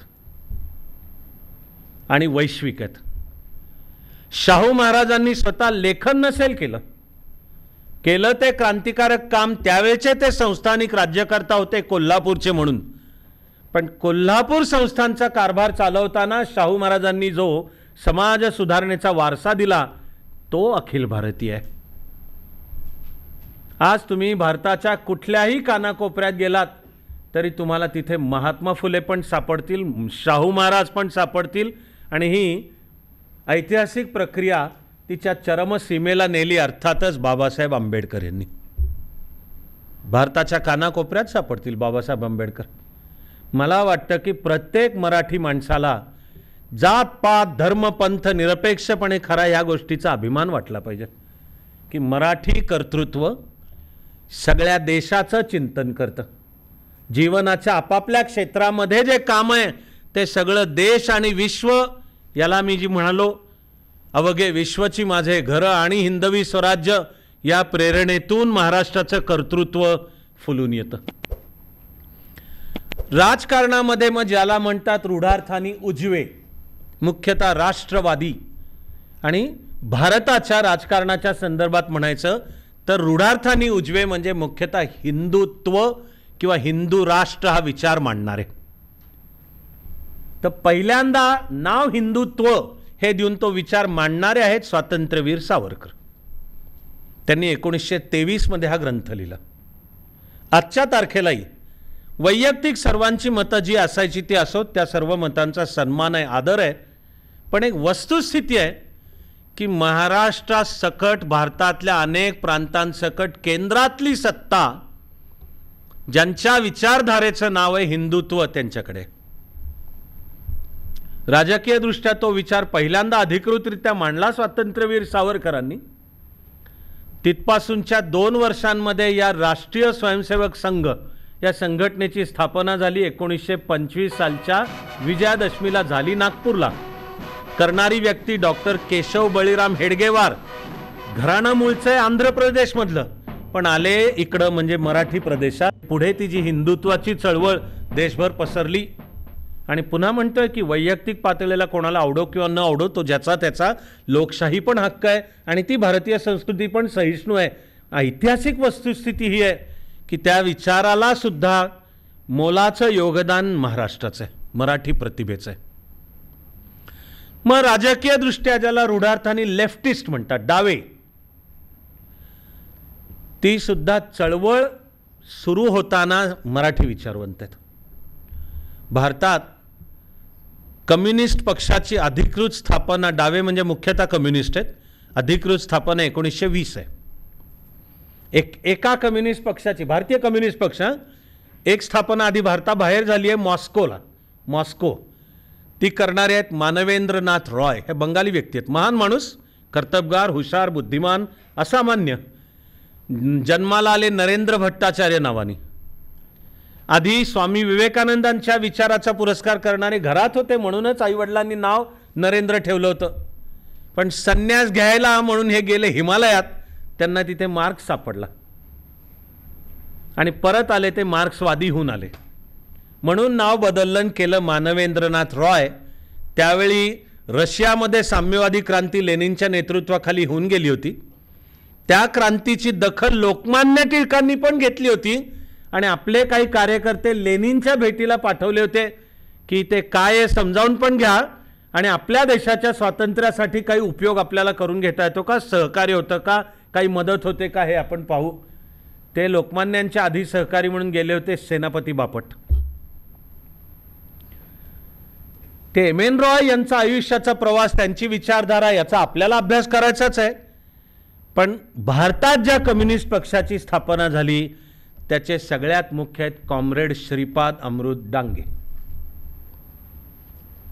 कॉम्रेड श्रीपाद अमृत डांगे लोकमान्यांचे भक्त होते. अत्यंत सुसंस्कृत व्यक्तिमत्व. भारत देश, भारतीय संस्कृती, रामायण महाभारतासकट कॉम्रेड डांगेंचा अभ्यास उत्तम होता. त्यांचं ह्या सगळ्या विषयांच्यावरचं लेखन आहे. तेव्हा राजकीय दृष्ट्या आयडिओलॉजीचा स्पेक्ट्रम पाहिला आपण तरी सर्व ठिकाणी मराठी प्रतिभा दिसते. समाज सुधारणा, सामाजिक परिवर्तन, मराठी प्रतिभा दिसते. असा मराठी प्रतिभेचा आविष्कार कला, शास्त्र, साहित्य, नृत्य, नाट्य, संगीत, इतिहास लेखन, नाटक, चित्रपट सर्व क्षेत्रांच्या मध्ये दिसतो. सर्व, केवळ राजकारण किंवा समाजकारण नाही. अशी अफाट माणसं, महान दूरदृष्टीची, की ज्यांनी कुठलं तरी एक एक क्षेत्र घेतलं आणि जबरदस्त त्याचा ध्यास घेऊन आपलं सगळं जीवन त्याला अर्पण केलं, पण कार्याचा हिमालयन थोर असा वैश्विक उत्तुंग आदर्श उभा केला. महाराष्ट्र आणि भारत इंग्रजांच्या ताब्यात गेल्यावर इंग्रजांनी, युरोपियनांनी आपल्या इतिहासाचा अभ्यास चालू केला. तो त्यांच्या चष्म्यातून. आम्ही कसे श्रेष्ठ, तुम्ही कसे आमचे गुलाम, अशी भारताच्या इतिहासाची सर्व मोडतोड करून मांडणी करणं चालू केलं. अशा वेळी उभा राहिला हिमालयाहून मोठ्या उंचीचा हा अफाट इतिहासकार, की ज्यांना केलेल्या कार्य, जगलेल्या जीवनामुळे नाव पडून गेलं, इतिहासाचार्य राजवाडे. साधं धोतर कुर्ता घालून राहणारा माणूस, चणे फुटाणे खाऊन जगायचे. चालत कित्येक गावांच्या मध्ये की जर कळलं की अमुक कुठला तरी मूळचा एक दस्तावेज त्या गावात आहे, तर पदरमोड करून टाचा घासत त्या गावापर्यंत जायचे, तो एक एक दस्तावेज गोळा करायचे. असा इतिहासाचार्य राजवाडेंनी एकट्या कामातून मराठ्यांच्या इतिहासाची साधने असे 52 खंड एकत्र केले. एकट्या व्यक्तीने उभं करताना 52 खंड त्यांनी उभे केले. आणि नीट इतिहासाचा, सामाजिक शास्त्र या आधारावरही इंग्रजांचा, युरोपियनांचा, भारत द्वेष्ट्या, रेसिस्ट, वंशवादी, व्हाईट मॅन, गोरे म्हणजे आम्ही श्रेष्ठ असं म्हणणाऱ्यांना समर्थपणे उत्तर समोर उभं केलं. इतिहासाचार्य राजवाडेंच्या रूपाने असा अफाट व्यक्ती आहे. एका मराठी संस्थानिकाला ते भेटायला गेले होते. त्याला हे सांगायला की मराठ्यांचा इतिहास मी सगळा मूळच्या कागदपत्र, दस्तावेजांच्या आधारावर उभं करायचा प्रयत्न करतोय, पण माझ्यापाशी पैसे नाहीत, तुम्ही संस्थानिक आहात, मला थोडी मदत करा. तर तो संस्थानिक इतिहासाचार्य राजवाडेंना म्हणाला की माझ्याकडे पैसे नाहीत तुम्हाला मदत करायला. तो संस्थानिकही म्हणाला माझ्याकडे पैसे नाहीत. श्वास रोखून ऐकून ठेवा. काहीही वैयक्तिक स्वार्थ नाही. या राष्ट्राचा इतिहास उभा करायचा आहे, पदरमोड करून यासाठी जीवन अर्पण केलेले इतिहासाचार्य राजवाडे प्रसंगी फाटक्या धोत्रानिशी राहिले. 2 वेळचं खायला नीट नव्हतं, सांगितलं तसं प्रसंगी चणे फुटाणे खाऊन राहिले. गावागावात चालत जाण्या त्यांच्या वाहना झिजून गेल्या. ते या संस्थानिकाला म्हणतात की मला ह्या कामासाठी पैसे द्यान. तो संस्थानिक म्हणाला माझ्याकडे पैसे नाहीत. श्वास रोखून ऐका. संस्थानिक म्हणाला माझ्याकडे पैसे नाहीत. इतिहासाचार्य राजवाडे त्याला म्हणले तुम्ही एवढ्या ज्या बाया तुमच्या जनानखान्यात बाळगल्या आहेत त्यातल्या एखादीवरचा खर्च कमी करा आणि मला पैसे द्या. म्हणजे सामाजिक कार्यासाठी सुद्धा पैसे मागण्यातली मगरुरी काय आहे की ज्याच्याकडे मागायला गेलोय त्याला पण तोंडावर सुनावतोय. फटकळ जीभ. हे जो जिभेचा पट्टा आहे की जीभच तलवार आहे. माझे अलीकडच्या काळातले एक आवडते आणि महान कवी दिलीप पुरुषोत्तम चित्रे यांची सुद्धा महाराष्ट्रावरची एक कविता आहे. एक त्या कवितेतलं वर्णन आहे की कोणासमोर झुकली नाहीत अशी सह्याद्रीच्या खडकातून कोरून काढलेली माणसं. महाराष्ट्राचं वर्णन आहे. कशी आहेत माणसं? कोणासमोर झुकली नाहीत अशी सह्याद्रीच्या खडकातून कोरून काढलेली माणसं. दिलीप पुरुषोत्तम चित्रेंच्या त्या कवितेतले आणखी एक ओळ आहे, ही जीभ जी मी 700 वर्ष कधी म्यान केली नाही. एवढीवर चिंतन करा हो तेवढं. ही जीभ जी मी 700 वर्ष कधी म्यान केली नाही. जीभ ही तलवारच आहे. तलवार ठेवतात म्यानामध्ये लढाई, पण उभारली आहे. ही जीभ जी मी 700 वर्ष कधी म्यान केली नाही. दिलीप पुरुषोत्तम चित्रेंच्या कवितेतली 700 वर्ष ज्ञानोबापासून चालू होतात, म्हणून 700 वर्ष उल्लेख आहे की ज्ञानेश्वरीच्या रूपाने एक मराठी साहित्याचा जागतिक मानदंड प्रस्थापित झाला. पण समाजाला जे सांगायचं ते काय मोकळेपणाने सांगायचं आहे, ही जीभ जी मी 700 वर्ष कधी म्यान केली नाही. तेव्हा इंग्रजांच्या तोडीस तोड पुरून उरायचं तर इतिहासाची पण मांडणी करायची, तर उभे राहिले इतिहासाचे राजवाडे की जे ज्याच्याकडे मदत मागतायत आणि तो खरं म्हणजे श्रीमंत असलेला संस्थानिक सांगतोय माझ्याकडे पैसे नाहीत, त्यालाच तोंडावर सुनावतायत की ते एवढ्या बाया तू ठेवल्यास त्यातली एकीवरचा खर्च कमी कर आणि इकडं मला इतिहासाच्या ह्या संशोधनासाठी मदत कर. महर्षी कर्वेंनी आयुष्य स्त्रीच्या उद्धाराला वाहिलं. क्रमाक्रमाने पुढे विद्यापीठ उभं केलं. माणूस वैयक्तिक दरिद्रीच होता, कोट धोतर टोपी घालून राहणारा होता, पण लोकांकडे त्याकरता मदत मागायला जात असे. देणग्या घेताना त्यांची अट होती की आधी इकडं माझ्या कार्याला जर देणगी द्यायची तर स्त्रीची समता आणि स्त्रीला सर्व अधिकार आहेत, विधवा विवाह सकट हे मान्य के तर मला देणगी द्यायची. म्हणजे मी तुमच्याकडनं देणगी पण घेणार, पण तुम्ही देणगी घ्यायच्या आधी हे तत्व मान्य करायचं. अशी जबरदस्त माणसं. पश्चिमेमध्ये सिनेसृष्टी थोडी आधीच चालू झाली. आधी सुरुवात फ्रान्सपासून आहे आणि ते लुमिये ब्रदर्स आहेत. पण हे काही वेगळं आहे. हे पोटेन्शियल कळलेला व्हिजनरी दूरदृष्टीचा माणूस म्हणजे दादासाहेब फाळके. भारतीय चित्रपट सृष्टीची पायाभरणी दादासाहेब फाळकेंनी केली. म्हणून आहे की क्रमाक्रमाने आधी मुंबई भारतीय चित्रपट सृष्टीचं केंद्र बनलं. पण दादासाहेब फाळके ज्या काळात हे चित्रपटांचं काम करत होते त्या काळातही ते त्यांच्या क्षेत्रात जागतिक नाव होतं त्यांचं. एवढं होतं की त्यांना हॉलिवूडचं त्याही वेळी निमंत्रण होतं की तुमच्या कार्याची थोरवी आणि त्यामागचं डोकं माहिती आहे, इकडे या. नाही गेले दादासाहेब फाळके आणि इथे चित्रपट सृष्टीची पायाभरणी. आणि अर्थातच आठवला उभा करताना पहिला चित्रपट भले तो मूकपट आहे, पण रामायण म्हणून पहिल्या चित्रपटाचं नाव राजा हरिश्चंद्र.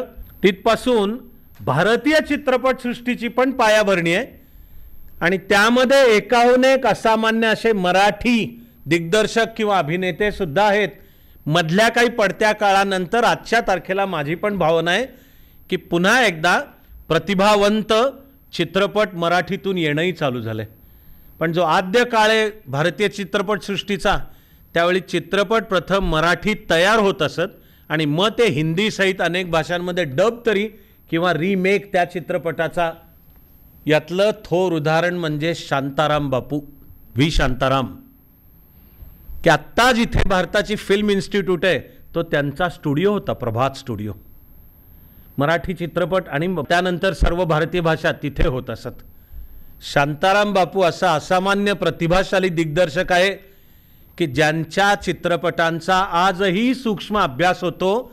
आज जगामध्ये जी नंबर 1चं चित्रपट महोत्सव मानला जातो, कान, फ्रान्समधलं ठिकाण, CANNES, स्पेलिंग हे पण उच्चार होताना कान होतो.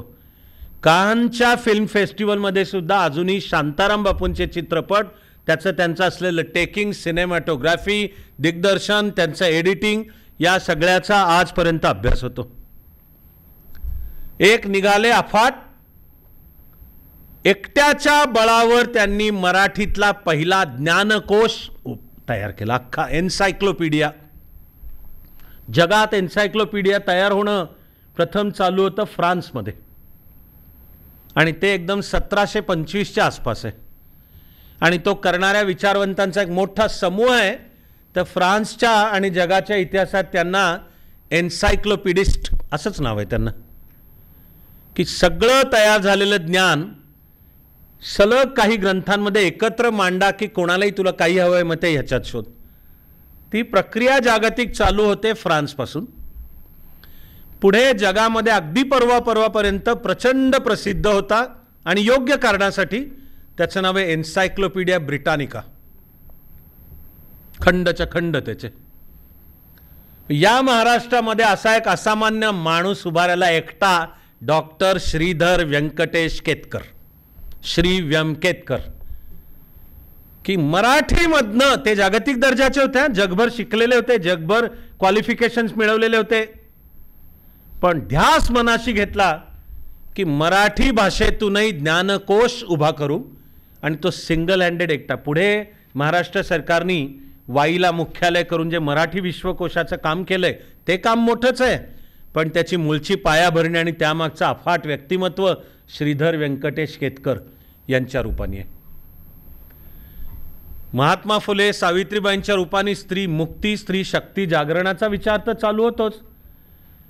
त्यामधला समतेचा क्रांतिकारक विचार मांडणाऱ्या आहेत ताराबाई शिंदे. त्या सत्यशोधक चळवळीतून तयार झाल्या आणि त्यांचं मराठीतलं क्लासिक म्हणावं असं छोटंच पण अत्यंत महत्त्वाची पुस्तिका आहे स्त्री पुरुष तुलना. आणि हे स्त्री पुरुष समान आहेत आणि स्त्रीला जी कमीपणाची वागणूक मिळते ही चुकीची आहे, मला ती मान्य नाही, हे म्हणणाऱ्या ताराबाई शिंदे पण.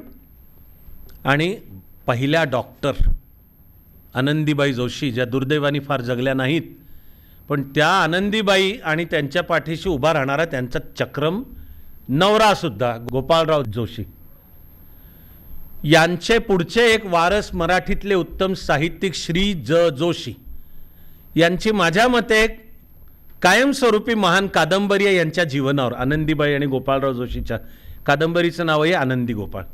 सगळा मिळून खरं म्हणजे मानवी जीवनाच्या सर्व क्षेत्रांमध्ये आपल्या कर्तृत्वाचा ठसा उमटवणारा महाराष्ट्र. अर्थकारण, उद्योग, सगळा जो किर्लोस्कर समूह उभा राहिला त्याची सगळी सुरुवात लक्ष्मणराव किर्लोस्करांपासून होते. इकडं किर्लोस्कर वाडी गावाचं नाव ते त्यावेळी शाहू महाराजांच्या संस्थानात होतं. आणि मूळचं वेड स्वदेशीचं हे स्वतः लक्ष्मणराव किर्लोस्कर धोतर कुर्ता घालून राहायचे आणि व्यवसाय चालू केला तेव्हा एका ताडपत्रीच्या पिशवीमध्ये पुड्या करून त्या वेगवेगळ्या वस्तून घरोघर जाऊन त्या विकायच्या. इथून किर्लोस्कर उद्योग समूहाची प्रगतीची सुरुवात आहे. पण जसं जमशेदजी टाटांनी स्वप्न पाहिलं की भारत देश नवा समर्थ उभा राहायचा असेल तर त्याच्याकडे विज्ञानासहित अत्याधुनिकातलं अत्याधुनिक तंत्रज्ञान पाहिजे. त्यावेळच्या जगामध्ये त्याचं सगळ्यात बेसिक रॉ मटेरियल होतं स्टील, पोलाद. म्हणून जमशेदजींनी स्वप्न पाहिलं की पोलादाचा कारखाना इकडे लक्ष्मणराव आणि पुढे जो सगळा किर्लोस्कर घराण्याचा महाराष्ट्राचं वैभव वाढवणारा बिझनेसच्या क्षेत्रातला इतिहास आहे. त्यामागची सुद्धा प्रेरणा ही स्वदेशी, हे भारत हे राष्ट्र बळकट झालं पाहिजे अशी जीवनाच्या सर्व क्षेत्रात तेव्हाही आणि आजही. काही वेळा आजच्या महाराष्ट्राकडे पाहताना मनामध्ये काळजी भरून येते की देशाला दिशा दाखवणारा महाराष्ट्र, देशाला दिशा, देशाचं नेतृत्व करण्याची जबाबदारी असलेला महाराष्ट्र आज काही वेळा वाटतं की तो ही दूरदृष्टी व्हिजन साठी तो चाचपडतो आहे की काय. ज्या महाराष्ट्राने देशाला एक करायचं, आज मनामध्ये भीती आणि शंका वाटते की तो महाराष्ट्रच कुठे आपसात फुटला तरी आहे की काय, किंवा फुटतो तरी आहे की काय. स्वातंत्र्यानंतर आणि 1 मे 1960ला महाराष्ट्र राज्य म्हणून अस्तित्वात आल्यावर सुद्धा महाराष्ट्राने जीवनाच्या अनेक क्षेत्रांमध्ये देशाला दिशा दाखवण्याचं काम केलं. एक त्यातला आदर्श आहे सहकार चळवळ. त्या संपूर्ण भारताच्या सहकार चळवळीची मूळची पायाभरणी आहे प्रवरेच्या खोऱ्यामध्ये पद्मश्री सुदैवाने त्यांना पुढे मिळाली विठ्ठलराव विखे पाटील. लोकांना एकत्र आणून एक व्यक्ती एक मत, सर्व लोकांच्या सहभागातून तळातून विकासाची योजना, हे सहकार चळवळीचा आत्मा आहे. विठ्ठलराव विखे पाटलांनी घडवलं आणि त्यांना जे वैचारिक अर्थशास्त्राचं मार्गदर्शन असेल ते बॅरिस्टर धनंजयराव गाडगीळ यांचं होतं. पंचायत राज व्यवस्था सुद्धा संपूर्ण भारत पाहिला तर राजस्थानपासून सुरू होतात, पण पंचायत राज यंत्रणेची बळकट पायाभरणी इथे यशवंतराव चव्हाण साहेबांनी केली की पंचायत राज यंत्रणा काय कशा पाहिजेत, त्याद्वारे लोकशाही विकेंद्रीकरणाची कल्पना, त्याद्वारे तळागाळात गावातला समाज विकासाच्या प्रक्रियेत सहभागी पाहिजे आणि पुढच्या राजकीय नेतृत्वाची प्रशिक्षणाची शाळा म्हणजे पंचायत राज यंत्रणा. ही सर्व दूरदृष्टी यशवंतराव चव्हाण यांची आहे. आणि पुढे 73 आणि 74वी घटना दुरुस्ती नंतर आली आहे, पण त्या घटना दुरुस्तीत जे स्थानिक स्वराज्य संस्थांना अधिकार आणि शक्ती वाढवण्यात आली आहे, हे घटना दुरुस्तीच्या आधी महाराष्ट्राने केले, आधी केले, घटना दुरुस्तीच्या आधी केले. तो महाराष्ट्राचा सुप्रसिद्ध आधी होता पंचायत राज कमिशन, PRC. मी ज्याचा संदर्भ देतोय त्याचे प्रमुख होते PB पाटील नावाचे व्यक्ती, राजकीय पण थोर विचारी माणूस, सांगलीचे. त्यांची शिक्षण संस्था आहे तिथे शांतिनिकेतन म्हणून. त्या PB पाटील यांच्या अध्यक्षतेखाली महाराष्ट्राने नेमला होता पंचायत राज कमिशन आणि त्यांनी लोकशाही विकेंद्रीकरणासाठी स्थानिक स्वराज्य संस्था म्हणजे शहरी पण म्हणजे मग म्युन्सिपॅलिटीज आणि ग्रामीण म्हणजे त्रिस्तरीय यांचं बळ कसं वाढवा हे सांगून प्रत्यक्ष अंमलबजावणीला महाराष्ट्रात आधी झाली. आणि 73 आणि 74वी घटना दुरुस्ती त्यानंतर. भारतच काय सगळ्या जगाने आदर्श घ्यावा अशी खरं म्हणजे उत्तम योजना म्हणजे रोजगार हमी योजना, एम्प्लॉयमेंट गॅरंटी स्कीम आणणारं पहिलं राज्य महाराष्ट्राने. ते आणण्यामागची दृष्टी आहे. त्यावेळचे आपल्या विधानसभेचे सभापती जे स्वतः स्वातंत्र्य सैनिक आहेत, जे स्वतः सच्चे खरे गांधीवादी आहेत, खादीत राहणारे पण ढोंगी नाही, भ्रष्ट नाही, वरकरणी नुसती खादी नाही, जे जगले तसे असे सभापती V.स. पागे. त्याही मागे अर्थशास्त्र आहे, ते इथे गोखले इन्स्टिट्यूटमधनं, त्यामागे इकॉनॉमिकची थिअरी आहे, पण मागेल त्याला काम हे सूत्र अकुशल कामगाराकरता निर्माण करून त्या कामाच्या द्वारा विकासाचे प्रकल्प करणे, ही जी व्हिजन आहे ही आखली, त्याची आखणी केली आणि यशस्वी अंमलबजावणी केली, पहिला महाराष्ट्र आहे. लोकपालसाठी सुद्धा आंदोलन उभं राहिलं अण्णा हजारेंच्या नेतृत्वाखाली, पण म्हणजे भ्रष्टाचार विरोधी आंदोलनाचंही नेतृत्व आणि ते प्रारंभ इथं महाराष्ट्रातून आहे. केजरीवालचा उदय त्याच आंदोलनात नाही, हा वेगळा मुद्दा आहे. पण अण्णा लोकपाल करता तिकडे दिल्लीमध्ये लढा उभा करत होते. अख्ख्या भारतामध्ये असं आंदोलन न करता पहिल्यांदा लोकपालचा कायदा आणणारं राज्य आहे महाराष्ट्र. महाराष्ट्राच्या कायद्यातलं त्याचं नाव आहे उपलोकायुक्त. आणि महाराष्ट्राच्या कायद्यात गव्हर्नर, राज्यपाल पदसिद्ध लोकायुक्त आहेत आणि मग एक कोणीतरी वरिष्ठ, शक्यतो निवृत्त IAS अधिकारी नेमला जातो उपलोकायुक्त, की ज्याचं काम सार्वजनिक यंत्रणांवर देखरेख ठेवणे. पण आणलेलं राज्य पहिल्यांदा महाराष्ट्र आहे. देशाने महिला धोरण नंतर आखलंय, महिला धोरण आखणारं देशातलं पहिलं राज्य महाराष्ट्र आहे. देशाच्या पातळीलाही महिला आयोग नंतर झाला, राज्याच्या पातळीला महिला आयोग पहिल्यांदा आणणारं राज्य आहे महाराष्ट्र.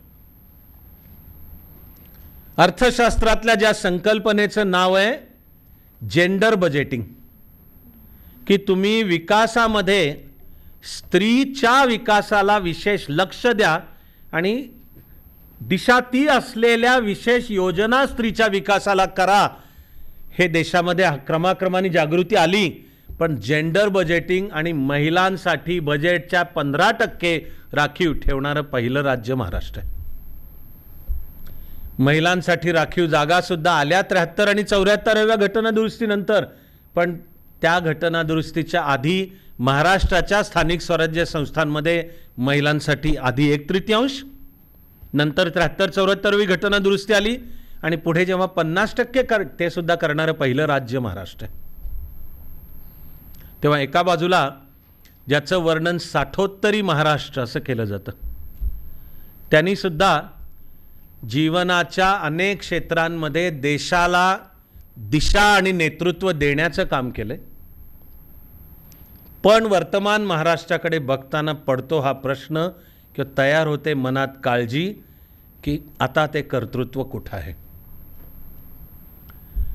मराठी भाषा सुद्धा जागतिक दर्जाची आहे, पण या महाराष्ट्रामध्येच त्या मराठी भाषेची जी अवस्था होताना दिसते ही मनामध्ये काळजी निर्माण करते.